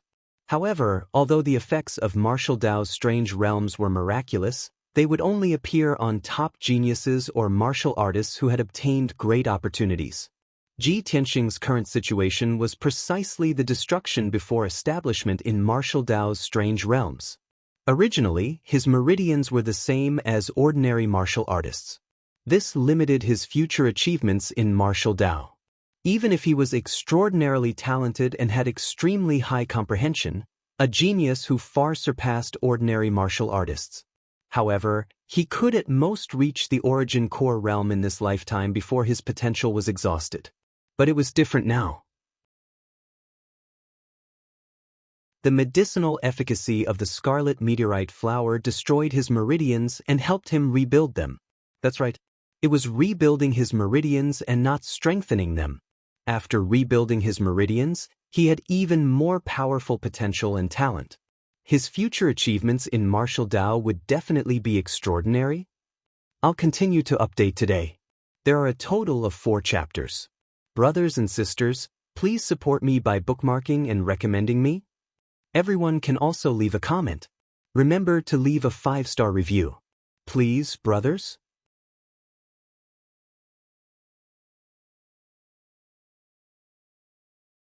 Chapter 44. Ji Tianxing had read many martial arts manuals and understood the wonders of martial arts. It was a pity that martial arts was like a legend to him, unreachable. He never dared to imagine that one day he would encounter a martial arts wondrous realm, destruction followed by re-establishment. He knew the extraordinary effects of destruction followed by re-establishment. Of course, he was excited and his eyes shone brightly. Destruction followed by re-establishment. Previously, my energy center was destroyed and I couldn't return to the true energy realm. I was the biggest laughingstock in Qingyun country. But from today onwards, I have potential that ordinary people can't reach. I will definitely have greater martial arts achievements and become an even more dazzling genius than before. Breaking out of the cocoon and becoming a butterfly, soaring to the sky. After a long time, Ji Tianxing finally calmed down. He calmed his heart and felt the changes in his meridians. He'd watched as the red meteorite flower reconstructed his meridians. No wonder so many forces and experts want to get their hands on the red meteorite flower. Such a spiritual herb that seizes the fortune of heaven and earth and gathers the essence of the sun and moon is really rare. The sun represents the yang while the moon represents the yin. The combination of the sun and the moon is the combination of yin and yang. That's why it has such a miraculous effect. When I first consumed the red meteorite flower, the yang potency destroyed my meridians. Now, the yin potency is reconstructing my meridians. In that case, the martial arts wondrous realm I have today is not only destruction followed by re-establishment but also the combination of yin and yang. At the thought of this, Ji Tianxing's eyes flashed with astonishment. He was even more surprised. Just the destruction before establishment realm of the martial way alone was enough to make him a martial way genius. If he had the combination of yin and yang, which was even rarer, wouldn't he become a top genius? Ji Tianxing was excited and full of anticipation for the future. He believed that the day of revenge and cleansing his humiliation was not far away. However, all of this was based on the fact that he could condense the sword embryo. Once the sword embryo was formed, he could look forward to the unparalleled sword Dao and his future would be bright. If he couldn't condense the sword embryo, all of his fantasies and expectations would just be an illusion. Time flew by and 12 hours passed quickly. Ji Tianxing's numbness disappeared and his meridians were completely reconstructed. The majestic medicinal power of the red star flower also lay dormant in his body, filling his limbs and bones, slowly strengthening his physical body. He tried to cultivate and absorb the qi of heaven and earth in the array formation. As expected, the boundless qi of heaven and earth entered his body like small streams flowing into a great river. After the reconstruction, his meridians had become wider and more resilient, allowing him to circulate his qi without any hindrance. If his meridians were like small streams in the past, then his current meridians were like rivers. Great! With the current strength of my meridians, there is at least an 80% chance that I will succeed if I channel the sword qi and condense the sword embryo. After Ji Tianxing was done with his preparations, he could not wait to circulate his energy to control the sword qi and try to condense the sword embryo. Earlier in the Taiyi mountain range, he'd forced the sword qi out of his body many times to fight, so he was already very familiar with controlling the 12 strands of sword qi. Now, he was controlling the sword qi to enter his meridians and swim towards his dantian. Not only were the reconstructed meridians wider, they were also tougher, enough to withstand the sharp and fierce sword qi. However, when the sword qi swam in his meridians, he still felt a piercing pain. But this level of pain was not a problem for him. After 15 minutes, Ji Tianxing successfully moved the sword qi from his Huizong acupoint to his dantian. The toothpick-like faint golden sword qi floated in the black hole in his dantian, calm and steady. He had finally taken the first step to success. Ji Tianxing was in high spirits. He circulated the sword qi from his yang qi acupoint to enter his meridians and flow towards his dantian. After 15 minutes, the second sword qi reached his dantian and floated in the black hole. Subsequently, Ji Tianxing activated the third, fourth, and fifth strands of sword qi. 6 hours had passed. The sword qi from his 12 acupoints had all gathered in the black hole in his dantian. He was only one step away from success. The last step was to fuse the 12 strands of sword qi and condense the sword embryo. Ji Tianxing was neither arrogant nor rash. He carefully and steadily circulated the way of the heart of the sword and started to fuse the sword qi. This process was very difficult and did not allow for the slightest mistake. He had enough patience and perseverance to fuse the sword qi one after another and condense the embryonic form of the sword embryo. The secret chamber was silent and time passed quietly. After 16 hours, he finally fused the 12 strands of sword qi and condensed them into a small golden sword the size of a little finger. The sword embryo was finally condensed successfully. From now on, This small golden sword would be the source of his power, his dantian. He had finally laid the foundation of the way of the heart of the sword and successfully stepped into the door of the supreme sword principle. He was not far from the way of the heart of the sword. At this moment, Ji Tianxing's emotions were surging and his blood was boiling. He revealed a gratified smile. He had endured so much humiliation and experienced so many life and death situations, but it was all worth it. Ji Tianxing stopped and ended his closed-door cultivation. He forced himself to endure the weakness in his body and the hunger in his stomach as he walked out of the secret chamber. After returning to his room, he hurriedly called for his maid, Huan. Huan opened the door and entered. When she saw Ji Tianxing's appearance, she was shocked. "Eldest young master, you've only been in closed-door cultivation for 2 days. How did you become like this?" She saw that Ji Tianxing's hair was messy like a chicken's nest. The black robe on his body was covered with blood and stains. His face and arms were also full of black mud. His miserable appearance was similar to that of a beggar who had not bathed for many years. Ji Tianxing was in a good mood. He smiled and waved his hand. "Waner, don't ask. Quickly prepare hot water. I want to bathe and change my clothes. Also, go to the kitchen and prepare a table of food. Young master is starving." Huan suppressed the doubts in her heart and did not ask any more questions.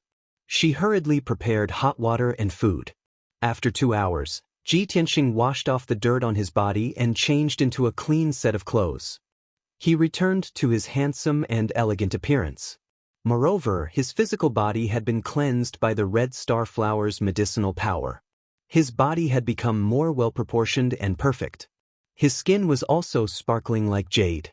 When Huan served him the meal, her eyes always secretly glanced at him. Her face was slightly red and she secretly thought, why is it that after 2 days of closed-door cultivation, young master is not only refreshed and in a good mood, but even his skin has become so beautiful? She could also feel that the confident temperament of the young master had returned. In fact, he was even more glowing than when he was the #1 genius in the imperial city.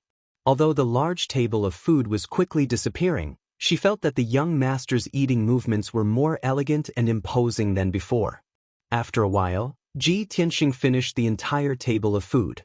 Only then did he leave with satisfaction. After leaving Cool Breeze Courtyard, he rushed to Second Courtyard's martial arts hall to test his current strength. Chapter 45. It was noon. The scorching sun hung high in the sky and the air was hot and dry. The square outside the martial arts hall was empty. The Ji family disciples would not practice martial arts under the scorching sun. Ji Tianxing stepped into the martial arts hall. Seeing that there was no one in the hall, he walked to the high platform in the corner. Looking at the engraved stone pillar in front of him, he felt a little uneasy. Although he had condensed the sword embryo, the path of the sword heart was different from that of ordinary people. It was unheard of.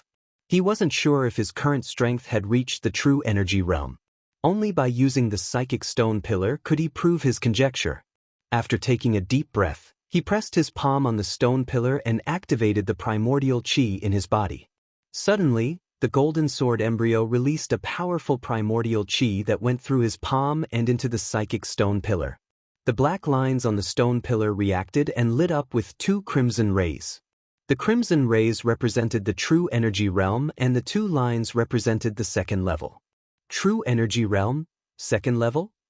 Ji Tianxing immediately raised his eyebrows and revealed an incredulous look. His heartbeat also accelerated a little. "I guessed right. The sword embryo is my dantian. I have condensed the sword embryo, which is equivalent to the true energy realm. But why did I skip true energy realm level 1 and reach true energy realm level 2 when I just condensed the sword embryo?" His heart was filled with shock and disbelief. No matter who it was, to advance from the body refining realm to the true energy realm, they would first reach true energy realm level 1. After diligent training, they could advance to level 2, then level 3, level 4. This was common knowledge in martial arts. Even a 7 or 8-year-old child knew it. However, Ji Tianxing had directly jumped from body refining realm level 9 to true energy realm level 2, breaking this common knowledge. How could he not be shocked? After a while, Ji Tianxing retracted his palm and calmed down. He frowned and thought for a while, then guessed the reason. A true energy realm level 1 martial artist usually has to train hard for 2 years and accumulate enough primordial qi to advance to level 2. I have cultivated the path of the sword heart and condensed the sword embryo.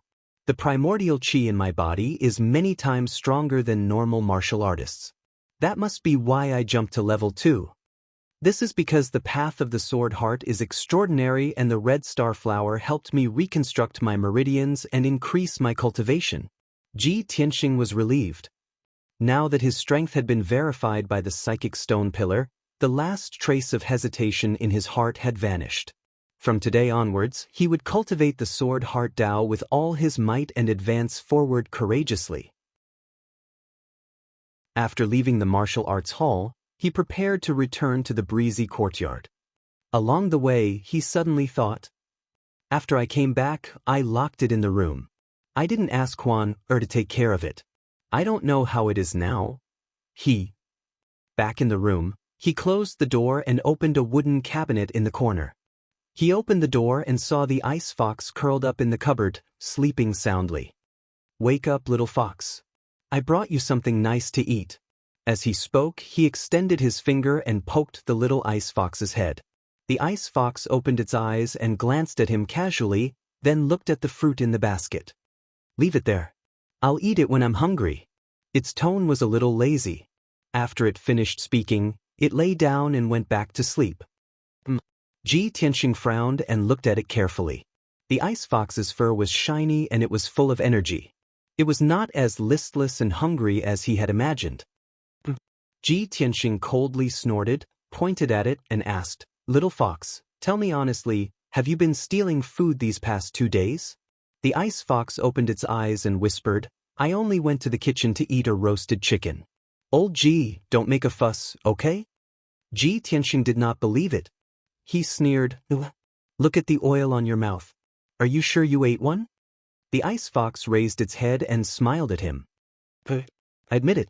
I ate a total of 46 roasted chickens these 2 days. But old Ji, your house is so extravagant. It's not a big deal for me to eat a few roasted chickens when I'm hungry, right? It glanced at Ji Tianxing's face and whispered, Old Ji, you can't be so stingy, right? Ji Tianxing frowned and said unhappily, It's not a big deal for you to eat secretly. I'm just worried that you'll cause trouble in the mansion. That's right. Tell me honestly, did you cause any trouble these 2 days? The ice fox was speechless. Its silver eyes rolled around. It was obvious that it was going to lie. Ji Tianxing saw through its thoughts. He sneered and asked, Tell me, what did you do? The ice fox shrank its body and pretended to be timid. Old Ji, don't be nervous. I was bored. I peeked at a few maids bathing and glanced at a few guards practicing their swordsmanship. You perverted fox. How dare you do such a shameless thing? Ji Tianxing was so angry that he laughed. He raised his hand and was about to slap it. The ice fox quickly shrank into the corner of the cupboard. In a hurry it explained, Old Ji, calm down. We're all girls. It's not a big deal to look at them. It's not like I'll get pregnant. What did you say? Ji Tianxing's hands stopped in midair. Nothing. The ice fox waved its paws and changed the topic. Old Ji, don't always call me a little fox. It sounds like I'm really a fox. You can call me Qian Yu, Qian Yu, or whatever. Also, you promised to protect me and take care of me. How can you make me hide in the cupboard? I also want to live in a spacious and comfortable house. I also want a lot of delicious food. Ji Tianxing's anger dissipated. He nodded and said, Qian Yu? Are you sure you want such a girly name? I'll just call you Qian. You stay here and rest well. Don't run around. I'll find a place for you to stay. After comforting the ice fox, he left the breezy courtyard and went to look for his father, Ji Changkong. When he saw his father, Ji Changkong was handling business matters in the study. When he saw Ji Tianxing enter the study in high spirits, The tiredness on Ji Changkong's face dissipated and was replaced by a heartfelt smile. Tianxing, you're done with your seclusion? How was it? Was the journey to the Taiyi Mountains to look for the red star flower smooth? Did you get the red star flower? Ji Tianxing walked to his father's side. After bowing, he sat down and started chatting with his father. Father, although there were many twists and turns and dangers on this trip to the Taiyi Mountains, I survived them all. I've got the red star flower. After 2 days of seclusion, I've refined all of its medicinal power. Now, I've recovered from my dantian and returned to the true energy realm. When he heard the news, Ji Changkong's face lit up with joy. He could not help but say, "Good? That's great. Tianxing, you've returned to the past. You didn't let me down."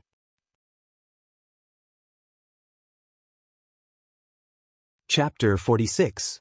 Ji Changkong did not linger on power and wealth.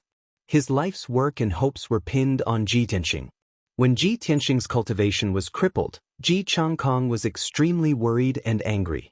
His hair turned gray overnight, and his internal injuries relapsed, causing him to vomit blood. Now, Ji Tianxing had finally returned to the true energy realm. How could he not be overwhelmed with emotions? How could he not be excited? After a long time, Ji Changkong's emotions calmed down. He looked thoughtful and said in a deep voice, "Tianxing, although you have returned to the true energy realm, this news should be kept a secret for the time being.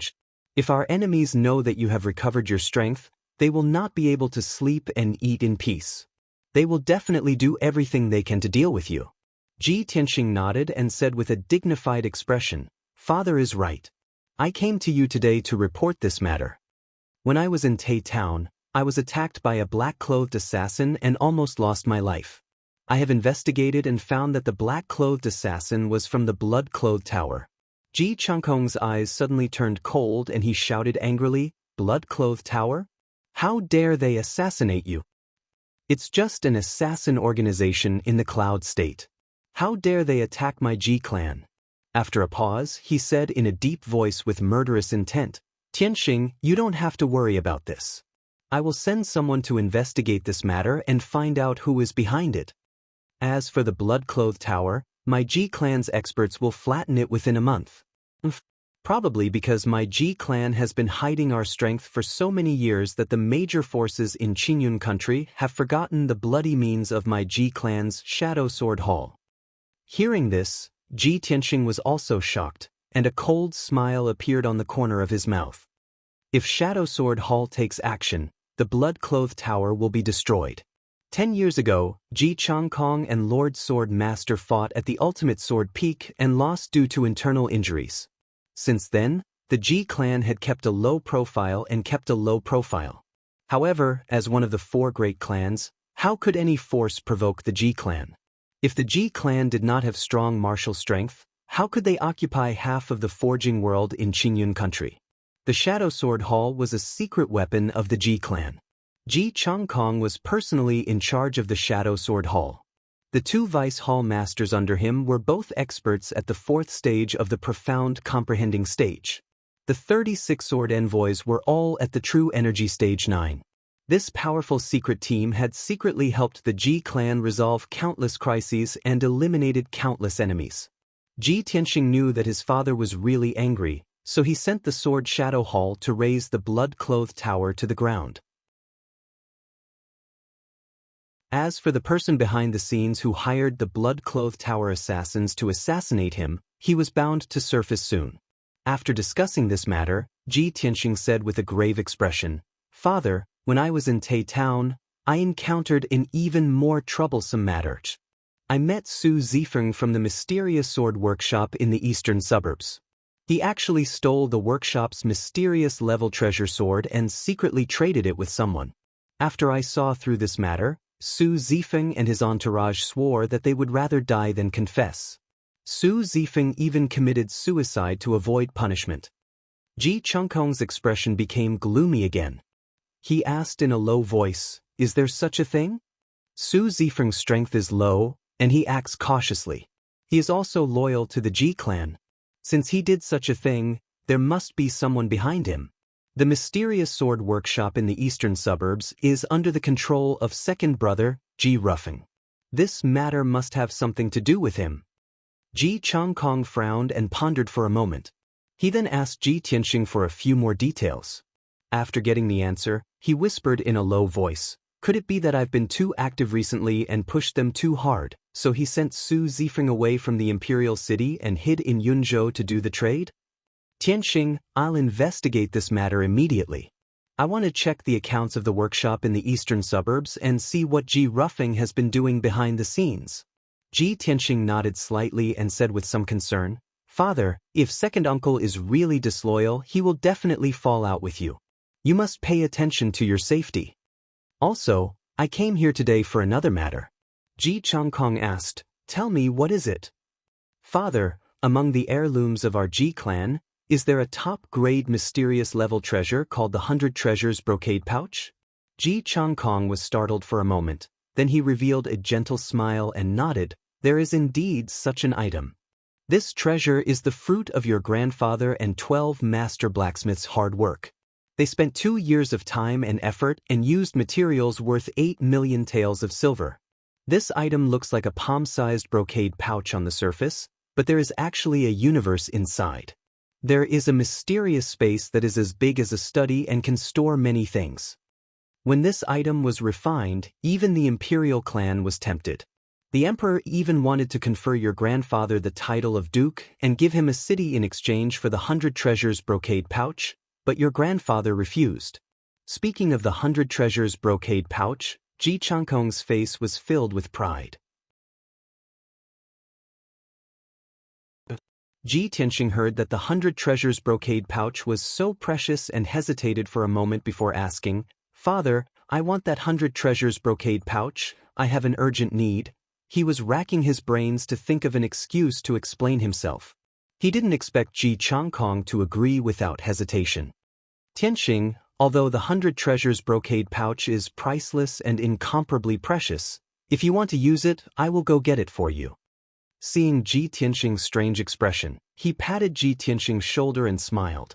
"Tianxing, you don't need to explain anything. Father understands that you have your own plans and ideas. Not to mention a mere 100 Treasures brocade pouch, all of the Ji clan's wealth will be yours in the future." With that, Ji Changkong left the study and returned to the secret room in his residence to retrieve the 100 Treasures brocade pouch. A quarter of an hour later, he brought the 100 Treasures brocade pouch back to the study and handed it over to Ji Tianxing. He also told him how to use it. Ji Tianxing accepted the 100 Treasures brocade pouch and thanked his father before bowing and leaving. After returning to his room in the breeze courtyard, he closed the door and carefully studied the 100 Treasures brocade pouch. On the surface, this dark red 100 Treasures brocade pouch was not much different from an ordinary pouch. Rich people would always have one hanging on their waist. However, in reality, the 100 Treasures brocade pouch was made of a very special material. It was impervious to fire and water, and it would not be damaged by blades or axes. Moreover, after Ji Tianxing opened the 100 Treasures brocade pouch, he saw that there was indeed a room as big as a study inside. There was nothing in the room, so he installed a bed, a table, and some bedding in the room. Then, he took out Qian Yu and threw it into the 100 Treasures brocade pouch. Even though Qian Yu was knowledgeable and considered itself to be of noble status, after seeing such a wondrous 100 Treasures brocade pouch, it was filled with shock and curiosity. It jumped up and down in the room as if it was having a lot of fun. It was very satisfied with this room and praised Ji Tianxing, which was a rare occurrence.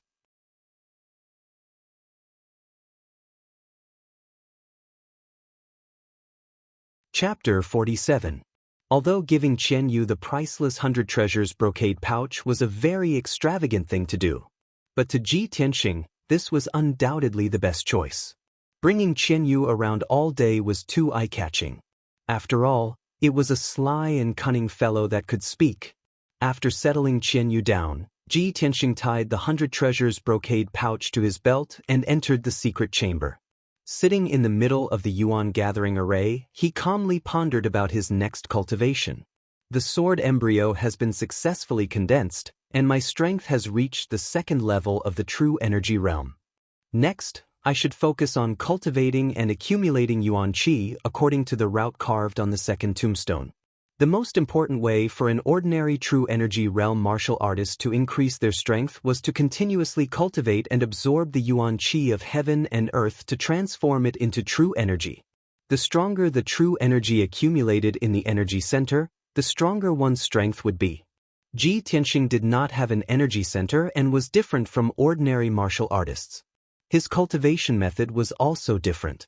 But the sword embryo was his energy center, and he had to absorb the yuan qi of heaven and earth to strengthen the sword embryo. The words carved on the second tombstone in Kenshin's tomb were the second level of the path of the sword. He needed to cultivate according to a specific route and continuously accumulate yuan qi to strengthen the sword embryo. Besides that, he also remembered the words carved on the third tombstone. It was also the cultivation method of the true energy realm.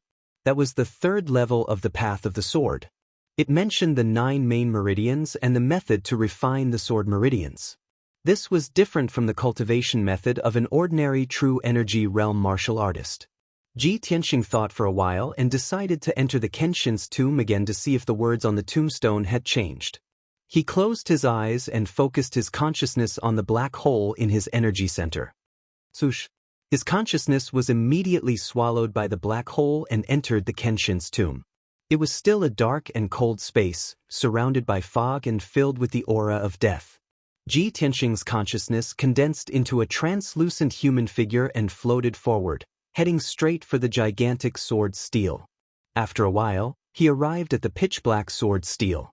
He did not know if it was an illusion, but he felt that the sword steel's aura was sharper and more domineering.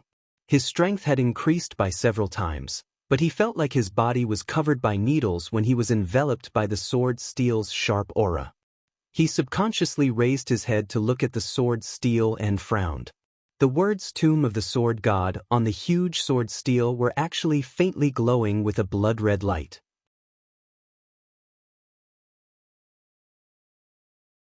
But he clearly remembered that the last 2 times he came to the Tomb of the Sword God, he saw that the 4 words were gray. Moreover, he could clearly sense that the originally cold and deathly still sword steel actually had a trace of spirit energy surrounding it. Even though that trace of invisible spiritual qi was somewhat weak, it was real. Ji Tianxing felt a little strange and couldn't help but frown. How could this be? There is he suddenly remembered that in the Xianbing cave in the Taiyi Mountains, it was Kenshin's tomb that had saved his life and swallowed Qian Yu's life. At that time, he was very puzzled. Where did Qian Yu's power go when it was swallowed by the black hole?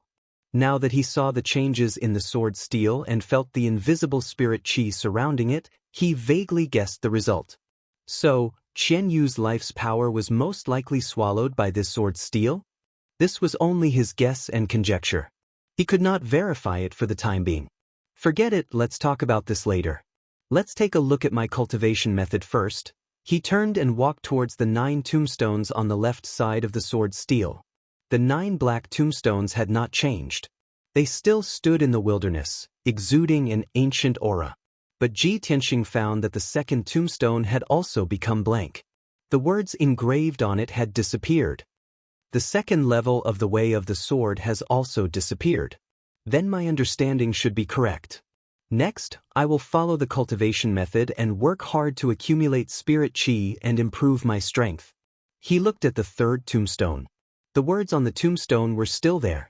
This was the cultivation method of the third level of the way of the sword. Ji Tianxing studied it seriously for a while and confirmed that he had not understood it wrongly. He indeed had to use spirit qi to refine the 9 main meridians into a sword vein. When he finished cultivating the third level of the cultivation method, he should break through the vital energy realm and reach the mystic comprehending realm. Of course, that should be a long time in the future. He recalled the words about the way of the sword on the first tombstone. He could not help but sigh and murmured in a low voice. Although I have reached the second level of the way of the sword, I don't know when I can reach the state of having no sword in my hand and the sword in my heart. Just as he finished speaking, a deep, heavy, and ancient voice suddenly sounded in his ears. Lowly human, can actually cultivate the way of the sword? It was a deep voice that seemed to belong to a middle-aged man. His tone was full of surprise. Ji Tianxing was stunned and quickly turned his head to look behind him. Who's talking? The ancient voice resounded once more, and its tone was filled with arrogance and disdain.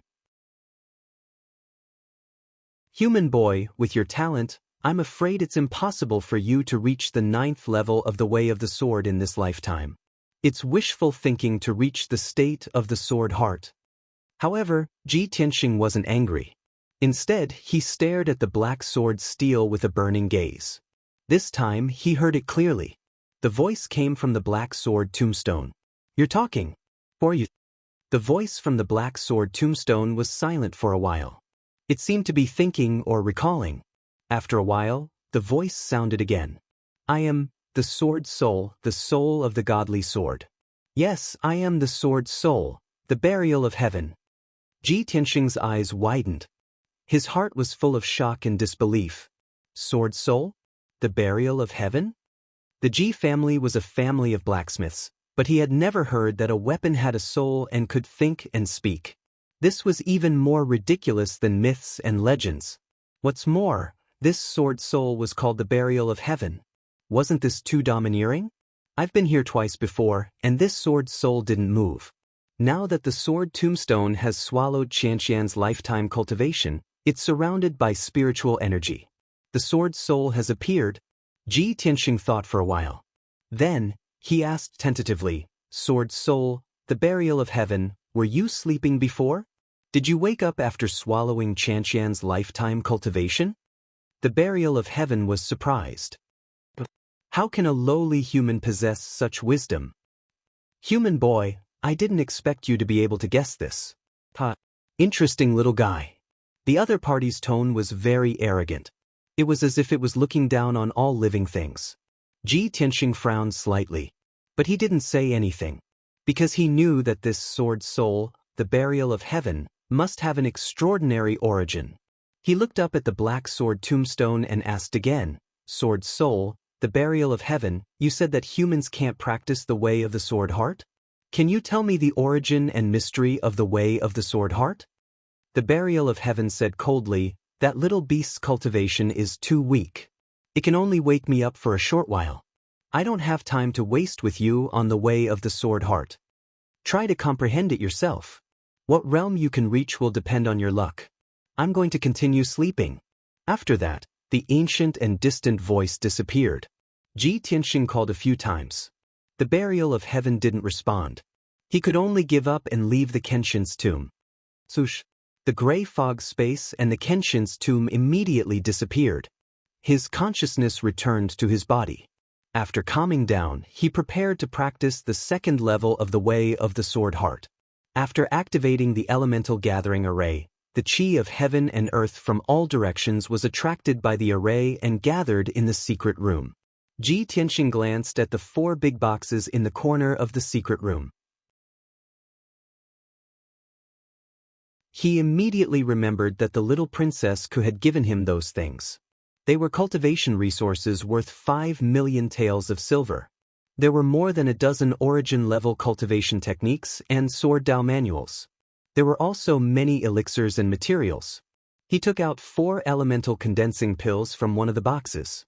These were top-grade origin-level elixirs. They were most suitable for true energy realm martial artists. They could provide a large amount of true energy and quickly increase a martial artist's strength. After Ji Tianxing took the 4 elemental condensing pills, he began to cultivate the 2nd level of the way of the sword heart. The elemental condensing pills were quickly refined. Boundless true energy gushed out and flowed rapidly in his body. He focused on cultivating. He guided the true energy into his meridians and circulated it through his body according to a fixed route. Finally, it gathered in the sword embryo in his dantian. This was effective. The sword embryo was replenished by the true energy and began to grow stronger.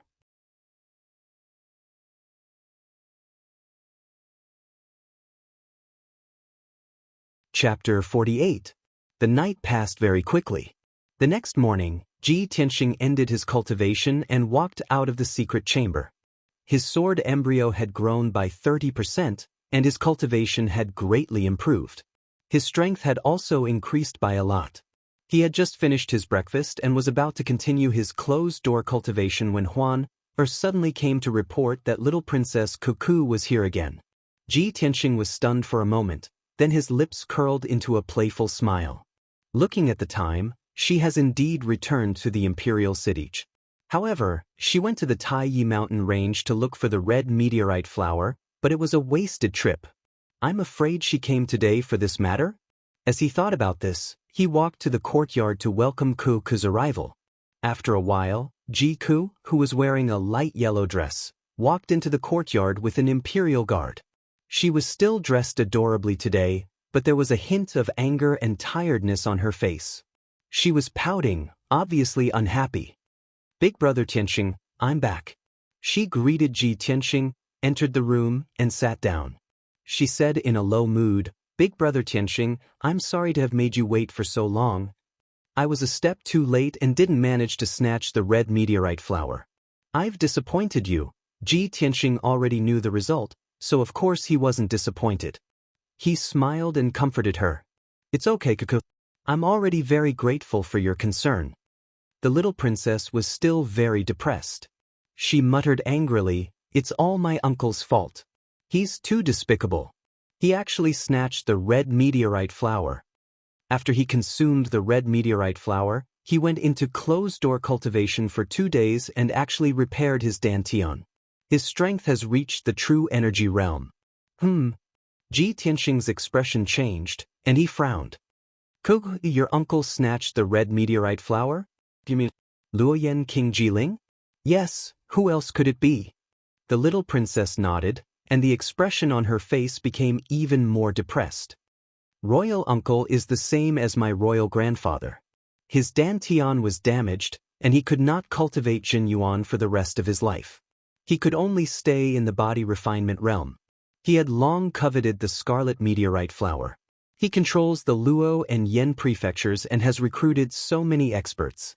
Of course, it would be easy for him to obtain the scarlet meteorite flower. It's a pity that I was a step too late. Otherwise, I would have definitely snatched the scarlet meteorite flower. Ji Tianxing silently listened to the little princess grumbling, but his heart was filled with shock and doubt. The fact that Luoyan King Jiling's dantian was innately damaged was no secret.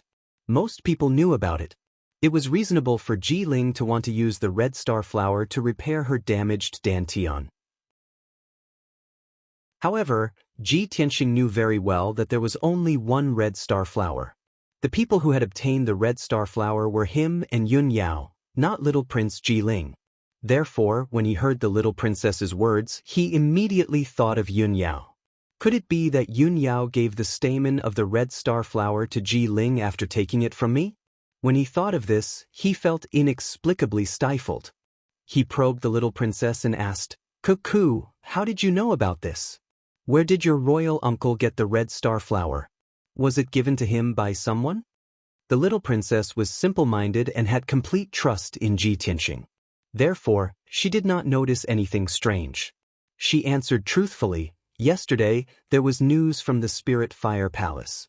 Only then did I know that royal uncle had been cultivating in seclusion for 2 days. He had already repaired his dantian and reached the true energy realm. I guessed that he must have consumed the red star flower, so I went to the Spirit Fire Palace to question him. He admitted it himself that he had consumed the red star flower. As for the origin of the red star flower, he said that the experts under him had snatched it. After that, I also secretly investigated it. That was indeed the case. Many experts in the Spirit Fire Palace can testify. When he heard this, Ji Tianxing's expression became even more serious. The doubts in his heart grew even more. With Yun Yao's status, there's no way she would personally go to Taiyi Mountain Range to help the little prince snatch the red star flower.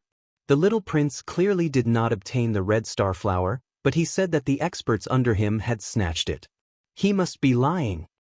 But why would he lie and even announce this to the public? Could it be the little prince was only using the red star flower as an excuse to hide the real reason why he had repaired his dantian and reached the true energy realm? With Ji Tianxing's intellect, he was able to analyze the crux of the problem in a short period of time. When he guessed this point, a thought suddenly flashed through his mind. He remembered something. If the little prince did not consume the red star flower, then how did he repair his dantian? The god's seizing pearl. Yes, the god's seizing pearl has this effect. Perhaps, after Ling Yunfei dug out the god's seizing pearl from my body, she did not refine it and gave it to the little prince instead? The little prince had been hiding this all this time. When the red star flower appeared, he finally found an excuse to deliberately lie and release this news. If that's really the case, then besides Ling Yunfei, wouldn't the little prince, Ji Ling, also be involved in plotting against me? When he thought of this, Ji Tianxing felt a chill run down his spine. Unparalleled fury and murderous intent surged from his heart. He had already secretly decided that he would find a chance to test Ling Yunfei's abilities. Then his deductions and suspicions would be confirmed. At this moment, the little princess noticed that he had been silent and his expression was very gloomy. She could not help but ask, "Big brother Tianxing, what's wrong? Are you all right?" Ji Tianxing snapped out of his daze. He suppressed the fury and murderous intent in his heart and calmly shook his head. The little princess looked very guilty. She tugged at his arm and said softly, "Big brother Tianxing, I'm sorry. I didn't manage to snatch the red star flower and couldn't help you. But don't worry, big brother Tianxing. I'll think of other ways to help you. Don't be discouraged. I believe that there must be other ways to help you recover your abilities." Ji Tianxing nodded and revealed a trace of a smile. "Don't worry, Cuckoo. I won't give up so easily. Moreover, I'm already slowly recovering. Don't worry about me." Regarding the matter of him obtaining the red star flower and recovering his abilities of the true energy realm, of course, he had to keep it a secret. Although he trusted the little princess very much, this was his secret and he could not reveal it for the time being. The little princess chatted with him for a while and gave him a few words of concern before leaving with the guards. Ji Tianxing sent the little princess out of the cool breeze courtyard and returned to his room with a gloomy expression. He decided to quickly investigate the whereabouts of the god-seizing pearl and find a chance to test Ling Yunfei's abilities. If things were really as he guessed and the little prince and the Ling family joined hands to deal with him, then he would face unimaginable danger. Even the Ji family would be implicated. Ji Tianxing pondered for a while before taking out a pen and paper to personally write a letter. After sealing it with wax, he handed it to the guards at the entrance of the courtyard. "Send this letter to the Ling family. You must personally hand it to Ling Yunfei." "Understood." The middle-aged guard respectfully cupped his fists and accepted the order. He carefully kept the letter. Then he left the cool breeze courtyard and immediately rushed to the Ling family. Ji Tianxing returned to his room and entered the secret room to cultivate. He had already made an appointment with Ling Yunfei to meet alone at the plum garden in the western suburbs of the imperial city. At that time, he would test Ling Yunfei's abilities. But before that, he still had to cultivate for a few hours to increase his abilities, just in case. In the Ling family residence, in a quiet and elegant courtyard, under the luxuriant banyan tree, a beautiful young girl and a white-robed youth were sitting opposite each other at the stone table. The young girl in a light green dress was Ling Yunfei, and the white-robed youth with a feminine temperament was the little prince. The two of them chatted while drinking tea. Ling Yunfei let out a charming laugh from time to time. Suddenly, the young guard at the entrance of the courtyard walked into the courtyard and quickly walked to Ling Yunfei's side. After bowing, the young guard handed over a letter with a respectful expression. "Eldest Miss, the Ji family sent someone to deliver this letter. They said that they must give it to you." "A letter from the Ji family?" Ling Yunfei raised her eyebrows and a playful sneer appeared on her lips. She reached out and took the letter. There were no words on the letter. She glanced at the little prince before opening the letter. There was not much content in the letter. It was only 3 short sentences, but the name on the letter was Ji Tianxing. After Ling Yunfei finished reading the letter, the sneer on her face deepened. Seeing the little prince's questioning gaze, she took the initiative to explain. "Ji Tianxing, that trash, asked me to meet him at the plum garden in the western suburbs tonight. He said that he has something to discuss with me. Hee, this guy went to the Taiyi mountain range and didn't die there. He even dares to ask me to meet him? He's really looking for death. Tonight, I will personally deal with him. Once and for all. The little prince raised his eyebrows and reminded her, Fei, don't let your guard down. Ji Tianxing is not someone to be underestimated. How about I go with you? Ling Yunfei smiled and shook her head, refusing. He's just a trash who will never return to the true energy realm. What threat can he be? I can easily kill him. I'm about to get my revenge. Brothers, please save it and vote for me. Please, everyone.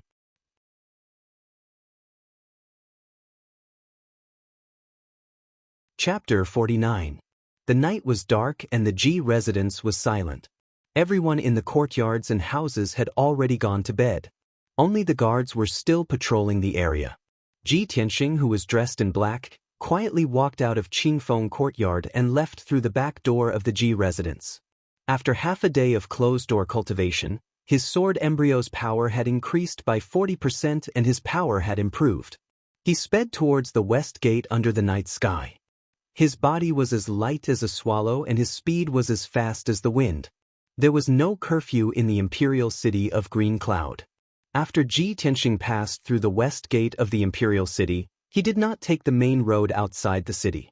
Instead, he took a small path to the plum garden. The plum garden in the western suburbs covered an area of 1,000 square meters. It was the largest plum blossom viewing spot outside the imperial city. Every winter, the nobles in the imperial city would go to the plum garden to admire the plum blossoms. However, it was April now. There were only plum blossoms left in the garden. There was no scenery to admire. During the day, the plum garden was deserted and deserted. At night, the plum garden was even quieter. Even the wandering ghosts were not willing to enter. The reason why Ji Tianxing chose this place was, firstly, to avoid being noticed, and secondly, to test Ling Yunfei's strength. He knew that Ling Yunfei had always wanted to kill him. Therefore, he believed that Ling Yunfei would definitely attend the appointment after receiving the letter. After arriving at the plum garden, Ji Tianxing went straight to the peak of the mountain and entered a manor. This manor was called the Plum Manor. During the season when the plum blossoms were in full bloom, people who came to admire the plum blossoms would gather and rest here. However, the Plum Manor was completely dark now. Not even a shadow could be seen. Ji Tianxing and Ling Yunfei had agreed to meet in the Plum Manor. He looked around the manor and then leaped 20 feet into the air, landing on the roof of the main hall. This place was the highest. If it was daytime, he could see everything within a 10-mile radius. Even if it was a moonless night, Ji Tianxing could still observe the surroundings of the Plum Manor while hiding on the roof. If Ling Yunfei brought an expert with her, he would be able to detect it in advance and take precautions. Although the possibility of this was not high, he had to be cautious. Time passed by quietly. An hour passed by very quickly. 9 o'clock had arrived. Ji Tianxing crouched on the roof, his sharp eyes looking outside the Plum Manor's gate, waiting patiently. Sure enough, after a short while, light footsteps could be heard outside the door. A slim black figure quietly crossed the gate and entered the courtyard of the Plum Manor. This figure was dressed in black and wore a veil.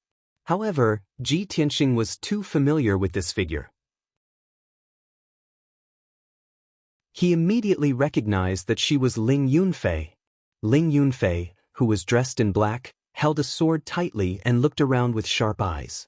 Seeing that there was no ambush in the plum plantation, she lowered her voice and said, Ji Tianxing, I'm here, you can come out now. Ji Tianxing observed from above for a moment. Seeing that Ling Yunfei didn't bring any attendants or guards, and that there was no ambush around the Plum Manor, he showed himself to meet her. He jumped down from the roof and landed lightly in front of Ling Yunfei, about 20 feet away. He took off his mask and looked at Ling Yunfei with cold eyes. His mouth curled up into a sneer. Ling Yunfei, you really kept your promise and came alone. Ling Yunfei also took off her veil and said sarcastically, I was afraid that if I brought my guards, you would have run away in fear and wouldn't dare to show up. Besides, you're just a trash with a destroyed dantian. What's there to be afraid of? Ji Tianxing frowned and a cold light flashed in his eyes. Ling Yunfei, you're so confident and arrogant. Have you already refined the God-seizing pearl and got my blood and power? Ling Yunfei's body shook and her expression changed slightly. She was secretly vigilant. This bastard, he asked me to meet here tonight just to ask about the God-seizing pearl? Has he found out something? The night was dark, and the change in her expression was hard to notice.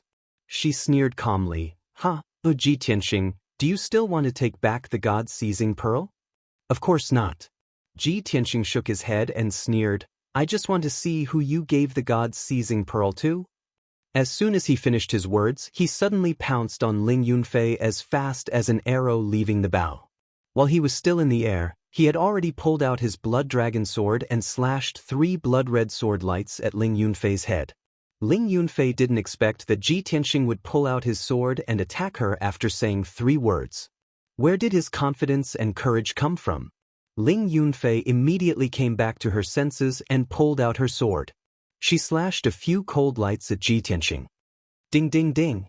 The 2 swords collided 3 times in an instant, producing 3 crisp sounds, breaking the tranquility of the plum orchard. Ji Tianxing's blood dragon sword was bounced away and his body trembled as he took 3 steps back. Ling Yunfei's face was also pale and she took 4 steps back before stopping. Her sore and numb shoulders and the cracked web between her thumb and forefinger made her realize an unbelievable problem. You've recovered to the true energy realm. Ling Yunfei's eyes widened and revealed an unbelievable expression. She couldn't help but exclaim. So what if I am? Ji Tianxing sneered mockingly. You haven't improved at all. How disappointing. Then he swung his sword at Ling Yunfei again and attacked her fiercely with the 10 mysterious swordplay. In an instant, more than 10 dazzling sword lights flashed and cut through the dark night, enveloping Ling Yunfei. The biting cold energy and cold light rushed at Ling Yunfei, causing her to feel more pressure. She could only retreat. At this moment, she even had an illusion in her heart. She seemed to have seen Ji Tianxing from half a month ago, the number 1 genius of the Imperial City who was at the 7th level of the true energy realm. Ding ding dang dang sounds of metal colliding rang out again. Ling Yunfei was forced back 8 steps, but the sword still left a wound on her right arm. Blood gushed out from the finger-long wound and soaked her clothes, but she didn't have time to care. Ji Tianxing's expression was cold. He didn't say a word and attacked with all his strength. Another 9 dazzling sword lights splashed out. Ding ding ding ding ding ding.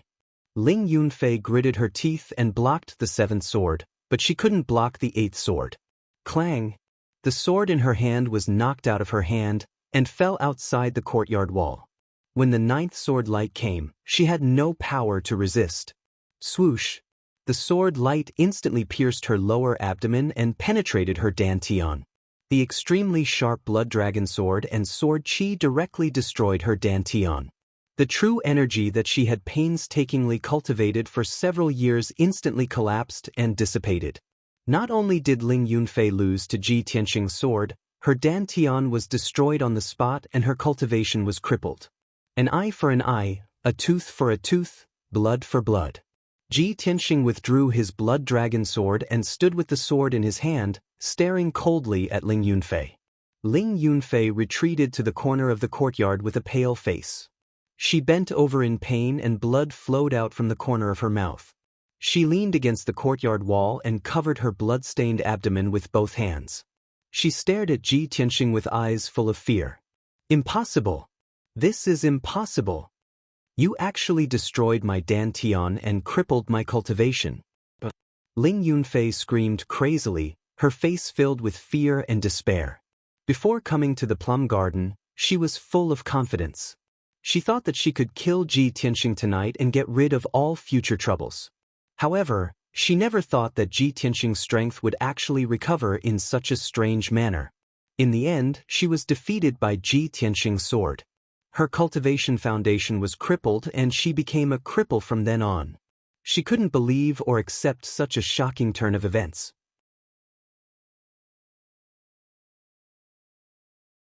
Chapter 50. Fear, despair, and unwillingness filled Ling Yunfei's heart and soul. She sat weakly in the corner of the courtyard with her back against the brick wall. Her face was covered in blood and tears. Ji Tianxing stood in front of her with his sword in hand. Looking at her miserable appearance, he didn't feel the slightest bit of pity. In his heart, there was only relief, only joy. Ling Yunfei had treated him like this at the peak of Heaven Pavilion Mountain. She dug out the God-seizing pearl, destroyed his dantian, and even carried him to the Sky Pillar Sect's entrance exam while he was unconscious. She had turned him into a trash that everyone ridiculed. After that, she arrogantly came to break off the engagement and spread the news. How vicious was Ling Yunfei's method? It was so vicious that it made one's hair stand on end. Ji Tianxing had only crippled her. That was already very merciful. He said indifferently, Ling Yunfei, you haven't improved at all. You're still at the 5th level of the true energy realm. You didn't refine the God-seizing pearl. Speak. Who did you give the God-seizing pearl to? Who ordered you to murder me? Ling Yunfei raised her head to look at him. Her blood-stained face suddenly revealed a disdainful sneer. Hee, so what if you've recovered your strength? You're still not on the same level as him. You're just the young master of a rich man in the countryside, and he has great ambitions. One day, he will become a true dragon that soars in the 9 heavens. Ji Tianxing's face darkened. His eyes flashed with murderous intent. Swoosh. He waved the blood dragon sword and pointed it at Ling Yunfei's heart. Who is he? Speak. Otherwise you'll die. The sneer on Ling Yunfei's face froze. Fear flashed through her eyes. She stubbornly raised her head and screamed angrily, Ji Tianxing, you want to kill me? You beast with a human face. Did you forget? Back then, you said that you loved me with no regrets and that you would protect me for the rest of your life. You are such a hypocritical and despicable hypocrite. Ji Tianxing's expression was still cold, his face full of disdain as he shouted, the person who said he loves you and wants to protect you is the Ji Tianxing that you used in the past. Not the current me. I treated you like a family member and took good care of you, but you destroyed my martial arts foundation and reputation. For a vicious woman like you, it would be too easy for me to kill you with my sword. Seeing his murderous aura, Ling Yunfei panicked. Her eyes were filled with fear. After a short silence, she suddenly made up her mind and looked up at Ji Tianxing. Ji Tianxing, even if you kill me, I will never tell you. Furthermore, even if I die, he will definitely avenge me. Ji Tianxing frowned and shouted coldly, if that's the case, then go to hell. Just as he held the blood dragon sword tightly and was about to pierce Ling Yunfei's heart, he suddenly heard a sharp sound. Whoosh, whoosh. 2 cold lights pierced through the night and shot towards the back of his head and neck like arrows. Hidden weapons. Ji Tianxing's heart skipped a beat. He subconsciously dodged to the side and leaped 20 feet away. The 2 concealed weapons immediately missed and hit the green brick wall of the courtyard, producing 2 crisp ding-ding sounds and sparks. At the same time, a figure jumped out from the darkness and rushed to Ling Yunfei's side. This figure carried Ling Yunfei, who was curled up in the corner, and jumped over the wall in a flash and went into the plum garden. Ji Tianxing hurriedly jumped over the courtyard wall as well. After landing on the ground, he looked around with a sharp gaze. However, that figure had already disappeared into the night. No one knew where it went. Ji Tianxing could tell that the figure was quite powerful. He must be an expert at LV7 True Element Realm or above. He did not chase after him. Even if he did, it would be useless. He could not catch up with him. He frowned and thought for a moment. Then, he sneered and turned to leave the plum garden. He walked down the mountain. Although that figure was dressed in black and had a veil covering his face, he was still able to see through it. Ji Tianxing could tell from the figure's body shape that it must be a young man who was tall and thin. Thinking of this, he vaguely had an answer in his heart. A black horse carriage was speeding on the official road in the western suburbs, heading straight for the west gate of the imperial city. In the dark carriage, Ling Yunfei was leaning against the corner. Her hands were covering her bleeding abdomen. Her face was pale and weak. There was another person sitting beside Ling Yunfei in the carriage. He was thinking silently about something. This person was a young man with a feminine temperament. He was wearing a black robe and took off his mask, revealing a handsome and fair face. Ling Yunfei was on the verge of fainting due to her serious injuries. She murmured weakly, "Little prince, I'm so cold. Can you hug me, please?" The little prince was indifferent. His face was as cold as ice as he was still thinking. Ling Yunfei was silent for a moment.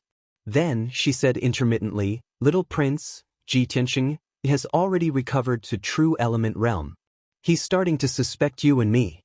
You have to be careful." Only then did the little prince gather his thoughts and a disdainful sneer appeared on his lips. So what if he recovers to true element realm? He's still not this prince's match. Fei Fei, your dantian has been destroyed. Your martial arts foundation has been destroyed. You have no value to this prince anymore. Ling Yunfei's expression froze. Her face was full of astonishment. What? Little prince? You? The little prince looked at her with a smile, but his eyes were as cold as ice. Fei Fei, you once said that you loved this prince more than yourself.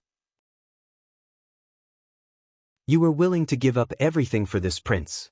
Now, it's time for you to fulfill your promise. As he said that, he suddenly grabbed his sword and stabbed it into Ling Yunfei's heart. Ling Yunfei's eyes widened. Her face was full of fear and disbelief. She never would have thought that the little prince who had been so gentle and sweet to her would personally stab a sword into her heart. She glared at the little prince with a heart full of unwillingness.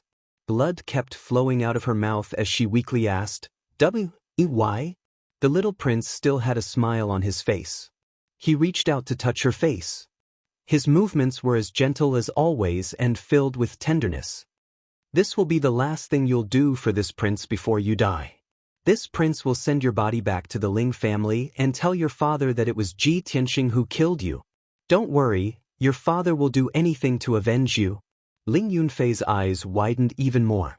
Endless anger and resentment poured out of her eyes, as well as deep regret. "Ji Ling.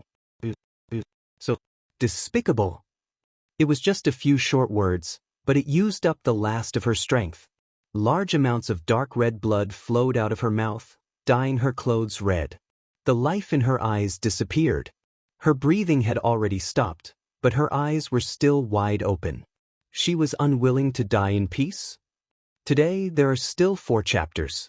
Please add this book to your bookshelf and give me 2 recommendation votes. Thank you. Chapter 51. In the middle of the night, the Ling family should have been sleeping soundly under the curtain of night. However, at this moment, the main hall of the Ling residence was brightly lit. There were many people walking back and forth, making sad and angry sounds from time to time. In the middle of the brightly lit main hall, there was a bamboo mat and a brocade bedding on the floor. On the blood-stained bedding, there was a young girl in black. Her face was pale and her eyes were wide open. This corpse was Ling Yunfei, who had died long ago. A few Ling family elders were surrounding the corpse. They were discussing and cursing in a low voice. A graceful and elegant middle-aged woman knelt beside the corpse, wailing in grief. The head of the family, Ling Sihai, stood in the middle of the hall and looked at Ling Yunfei's corpse with a pale face. He was so angry that his whole body was trembling. Everyone could see that his heart was filled with anger and killing intent. His eyes had turned blood red. Just a few minutes ago, a carriage drove into the Ling residence and brought Ling Yunfei's corpse to him. The owner of the carriage, the little prince, told him personally that Ling Yunfei was going to meet Ji Tianxing at the plum garden in the western suburbs. When he heard the news and rushed to the plum garden to save her, he only saw Ling Yunfei's corpse lying in a pool of blood. After that, the little prince took out Ji Tianxing's invitation letter and gave it to Ling Sihai. Then he left quietly. Ling Sihai could no longer hold back his anger and killing intent. He looked at the night outside the main door coldly and roared in a low voice, "Ji family. Ji Tianxing. No matter what, I will definitely kill you and cut you into pieces to pay for my daughter's life." The roar filled with killing intent reverberated in the main hall of the Ling residence. All the elders of the Ling family were also in a heavy mood. They cursed and swore to bury Ji Tianxing with Ling Yunfei. After Ji Tianxing returned to the Ji residence, he quietly returned to Qingfeng courtyard. He changed out of his black clothes and sat at the table in front of the window, deep in thought. He had already achieved his goal in the plum garden tonight. Things were just as he had guessed. Ling Yunfei didn't refine the God-seizing bead, but gave it to someone else. The person who got the God-seizing pearl was probably the man in black who saved Ling Yunfei in the plum village. He recalled the figure of the little prince, Ji Ling, and compared it with the black-clothed man. After a short moment, he had an answer in his heart, and a cold smile appeared on the corners of his mouth. A useless prince with a damaged dantian secretly colluded with Ling Yunfei and used the God-seizing pearl to steal my bloodline and power. After it's done, I'll use the red star flower as an excuse to release the news at the right time. This way, I can conceal the fact that he has repaired his dantian. Luoyan King Ji Ling, is it really you? If he had not discovered the clues and grasped the various clues, he would never have thought that this matter would involve the king of Luoyan. Although he did not have any concrete evidence to prove that the person who had obtained the God-seizing pearl was the king of Luoyan, he was confident that the king of Luoyan would be able to obtain the God-seizing pearl. However, based on the clues he currently had, he was 80% sure that the king of Luoyan was the real mastermind. The Ling family alone was already very difficult to deal with. If the king of Luoyan, who controlled the two prefectures and was even more powerful, Tianxing only felt the pressure increase explosively. His heart felt heavy, as if a huge rock was pressing down on it. Tonight, I crippled Ling Yunfei, and the investigation led to the king of Luoyan. He will definitely do something. Next, my situation will be even more dangerous. If I'm not careful, I'll be doomed eternally. The thick sense of danger made his thirst for power even more urgent. He didn't dare to waste any time. He was determined to increase his power as much as possible before the crisis arrived. Thus, after he calmed down, he entered the secret room to cultivate. These 2 days of hard work had increased his power by 70%. Soon, he would be able to advance to True Energy Realm Level 3. The fourth courtyard of the Ji Mansion was the residence of the second elder, Ji Ruffing. In a dark secret room hidden underground, two people were whispering to each other. The burly Ji Ruffing, who wore a purple brocade robe, was sitting on a wooden armchair, deep in thought. In front of him stood a tall young man in luxurious clothes. It was Ji Hao.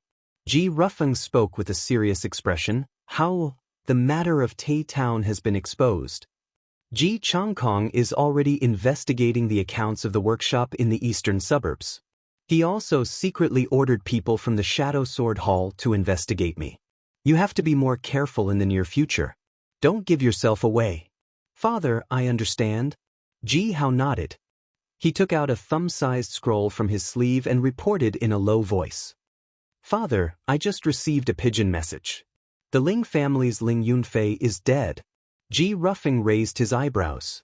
A trace of surprise flashed through his eyes. Ling Yunfei is dead? Who killed her? Ji Hao hurriedly answered truthfully. According to the Ling family, it was Ji Tianxing who killed her.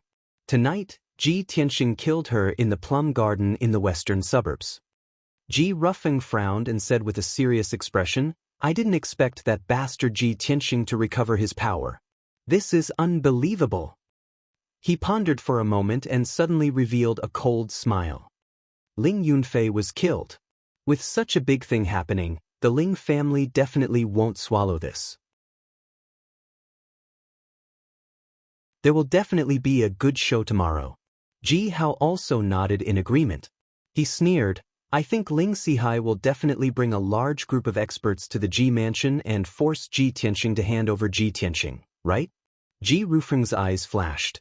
He said in a low voice, this is an excellent opportunity. It seems that I have to make a trip to the Ling family immediately. Ji Hao was stunned. He asked in confusion, Father, why are you going to the Ling family at this time? Ling Yunfei just died. The Ling family must hate our Ji family to the bone. Although this matter has nothing to do with us, if you go to the Ling family at this time, it's hard to guarantee that they won't vent their anger on you. Ji Ruffing looked at him with a smile and said meaningfully, How old? You're still too young. You still don't understand the logic behind this. The Ling family wants Ji Tianxing to pay with his life. Ji Tianxing will definitely risk his life to protect Ji Tianxing. However, if Ji Tianxing dies, Ji Tianxing will lose his backing and will be at the mercy of the Ling family. The Ling family's target is Ji Tianxing, and our target is Ji Changkong. If I want to join forces with the Ling family to kill Ji Changkong, do you think the Ling family will refuse my cooperation? Ji Hao suddenly understood and revealed a smug sneer. Ha, of course the Ling family won't refuse. In fact, it's exactly what they want. Father, this move of yours is really too brilliant. This is the perfect opportunity to kill two birds with one stone. If this plan succeeds, Ji Tianxing and his son will die tomorrow and the Ji family will completely fall into our hands. Ji Ruffing nodded slightly and revealed a smug smile. He said earnestly, "How, in the future, you must learn more and think more when you encounter problems. This way, you can obtain the greatest benefits with the smallest price." Ji Hao nodded with deep admiration and hurriedly cupped his hands. "Father, this child will remember your teachings. And it's good that you remember." Ji Ruffing nodded and turned to the door of the secret room. "You stay here and wait for news. Father will go to the Ling family to find Ling Sihai." Brothers, I've added 2 chapters today. There's a total of 5 chapters. Please recommend, bookmark, tip, and give me a 5-star rating. Little He is begging everyone. Thank you very much.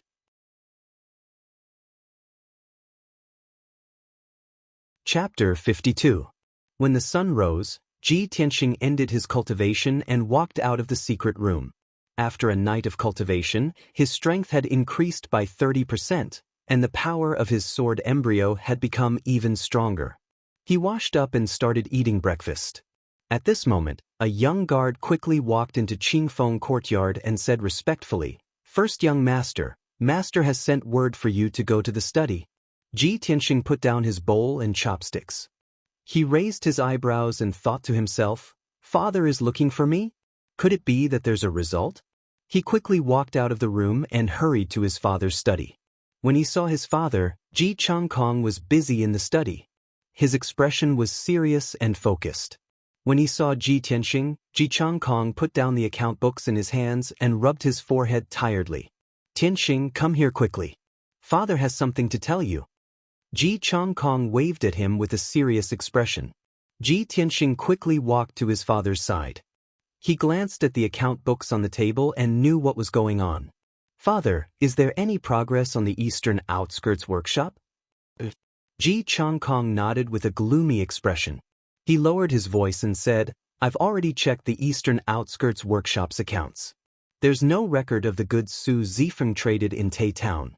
There's also no agreement between the workshop owner and Ji Ruffing." Ji Tianxing had expected this and was not surprised.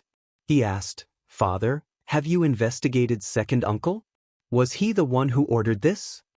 Ji Changkong raised his eyebrows and a cold glint flashed through his eyes. "I'm having Shadow Sword Hall secretly investigate him. I can't confront him face to face for the time being. It's not time yet. However, I'm 80% sure that he was the one who ordered this. In the past 10 years, his ambition has grown bigger and bigger. He's been doing a lot of things in secret and is becoming more and more daring." Ji Tianxing asked again, "Father, have you found out who the person who traded with Su Zifeng is?" "The leader is a middle-aged man. He has the face of a horse and his features are very distinct." Ji Changkong fell silent when this question was brought up. He seemed to be hesitating whether he should tell Ji Tianxing the results. After considering for a while, he lowered his voice and said the result. "Tianxing, the Shadow Sword Hall has found out that the person who made the deal with Su Zifeng is one of the customers of the Spirit Fire Palace. A diner from the Spirit Flame Palace?" Ji Tianxing's pupils shrank as shock flashed through his eyes. "Is it an expert that the little prince has recruited?" Diners were like hangers-on. They were capable people who were taken in by the rich and powerful. They worked hard for their masters. The little prince, Ji Ling, was a worldly person and was courteous to the wise, so he had won over many experts and talents to work for him. Ji Tianxing would never have thought that the person who secretly made a deal with Su Zifeng and bought the Ji family's profound weapon-treasured sword was actually him. He frowned and doubtfully asked Ji Changkong, Father, the young prince has purchased many mystic weapons and treasured swords from our Ji family these past few years. Logically speaking, the officials and generals of the Luo and Yan prefectures should be fully equipped. Even if he wanted to replenish the weapons for the generals, he could go through the official accounts. Why would he need to make a deal in secret?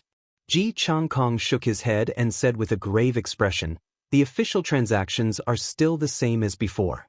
They are all checked by the imperial family. There are no problems." However, the young prince did not buy the mystic weapons and treasured swords for the generals of the Luo and Yan prefectures. They are for his own personal use. Tianxing, there is something that I haven't told you. 3 years ago, the young prince came to me in secret. He wanted to buy a large number of mystic weapons from the Ji family at a low price. His purpose was unknown. This matter is of great importance. If the imperial family found out, he would be accused of treason. Thus, I firmly refused. I thought that he had given up on this idea. I didn't expect that he would secretly collude with Ji Ruffing and make a deal in secret. It seems that this person's ambition is not small. I'm afraid he has other plans. Ji Tianxing was even more shocked. After a moment of contemplation, he nodded and said, "So that's how it is. The young prince, Ji Ling, appears to be virtuous, but I didn't expect him to be so shrewd. Father, this matter must be thoroughly investigated. Otherwise, when the matter is exposed, I'm afraid that the Ji family will also be implicated and cause a great disaster." Ji Changkong nodded in agreement and said, "I understand. I have ordered the sword envoys of the Shadow Sword Hall to investigate this matter. We must get to the bottom of this." Ji Tianxing trusted his father and the Shadow Sword Hall very much. He nodded and did not say anything else. At this time, a middle-aged guard suddenly rushed to the study and anxiously reported, "Master, something bad has happened." The Ling family head, Ling Sihai, brought many experts and blocked the entrance of our Ji mansion. Ji Changkong and Ji Tianxing's expressions changed at the same time. They looked at each other and saw the doubt in each other's eyes. Ji Tianxing frowned and thought to himself, could it be that I crippled Ling Yunfei and Ling Sihai came to the mansion to seek revenge in a fit of rage? But that shouldn't be the case. No matter how angry Ling Sihai is, he wouldn't kill his way to the Ji family because of this, right? Ji Changkong also frowned and asked the guard in a deep voice, "What's going on? What does the Ling family want to do? Start a war with the Ji family?" The middle-aged guard quickly cupped his hands and answered, "Master, Ling Sihai said that you must hand over the eldest young master today. He wants the eldest young master to pay with his life for Ling Yunfei. Master, quickly go and take a look." Ling Sihai brought 8 experts and said that if you don't show up, he will bring people to kill his way into the mansion. Hearing this, Ji Tianxing and Ji Changkong's expressions changed at the same time.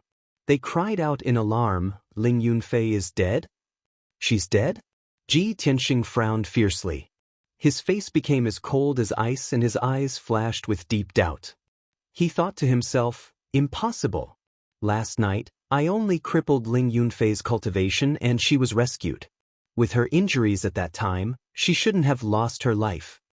Moreover, Ling Yunfei carried healing pills with her and the Ling family is an elixir family. She can't have died. Someone must have killed her and deliberately pushed the blame to me. Of course, Ji Changkong knew that there was something fishy about this matter. He saw Ji Tianxing's strange expression and asked, "Tianxing, do you know what happened?" Ji Tianxing didn't hide it and said truthfully, "Father, last night, I met Ling Yunfei at the plum garden in the western suburbs and fought with her. I destroyed her dantian and crippled her cultivation.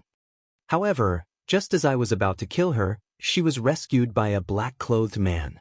With her injuries at that time, she shouldn't have died." Ji Changkong's eyes flashed with a trace of joy. "That's great. Tianxing, I didn't expect your strength to recover so quickly. That Ling Yunfei is at the 5th level of the true energy realm, but you defeated her and crippled her dantian. Previously, she was the one who caused your cultivation to be crippled and even caused you to suffer great humiliation. Don't talk about crippling her dantian. Even if you killed her with a sword, she deserved it." Ji Tianxing remained silent, but he muttered in his heart, "Father is really protective of me. Ling Sihai has already brought people to kill at the mansion, but Father is still happy about my recovery." You're tuning into the Wang Lin's Journey YouTube channel. Don't forget to subscribe and join us on this journey to catch the most captivating stories.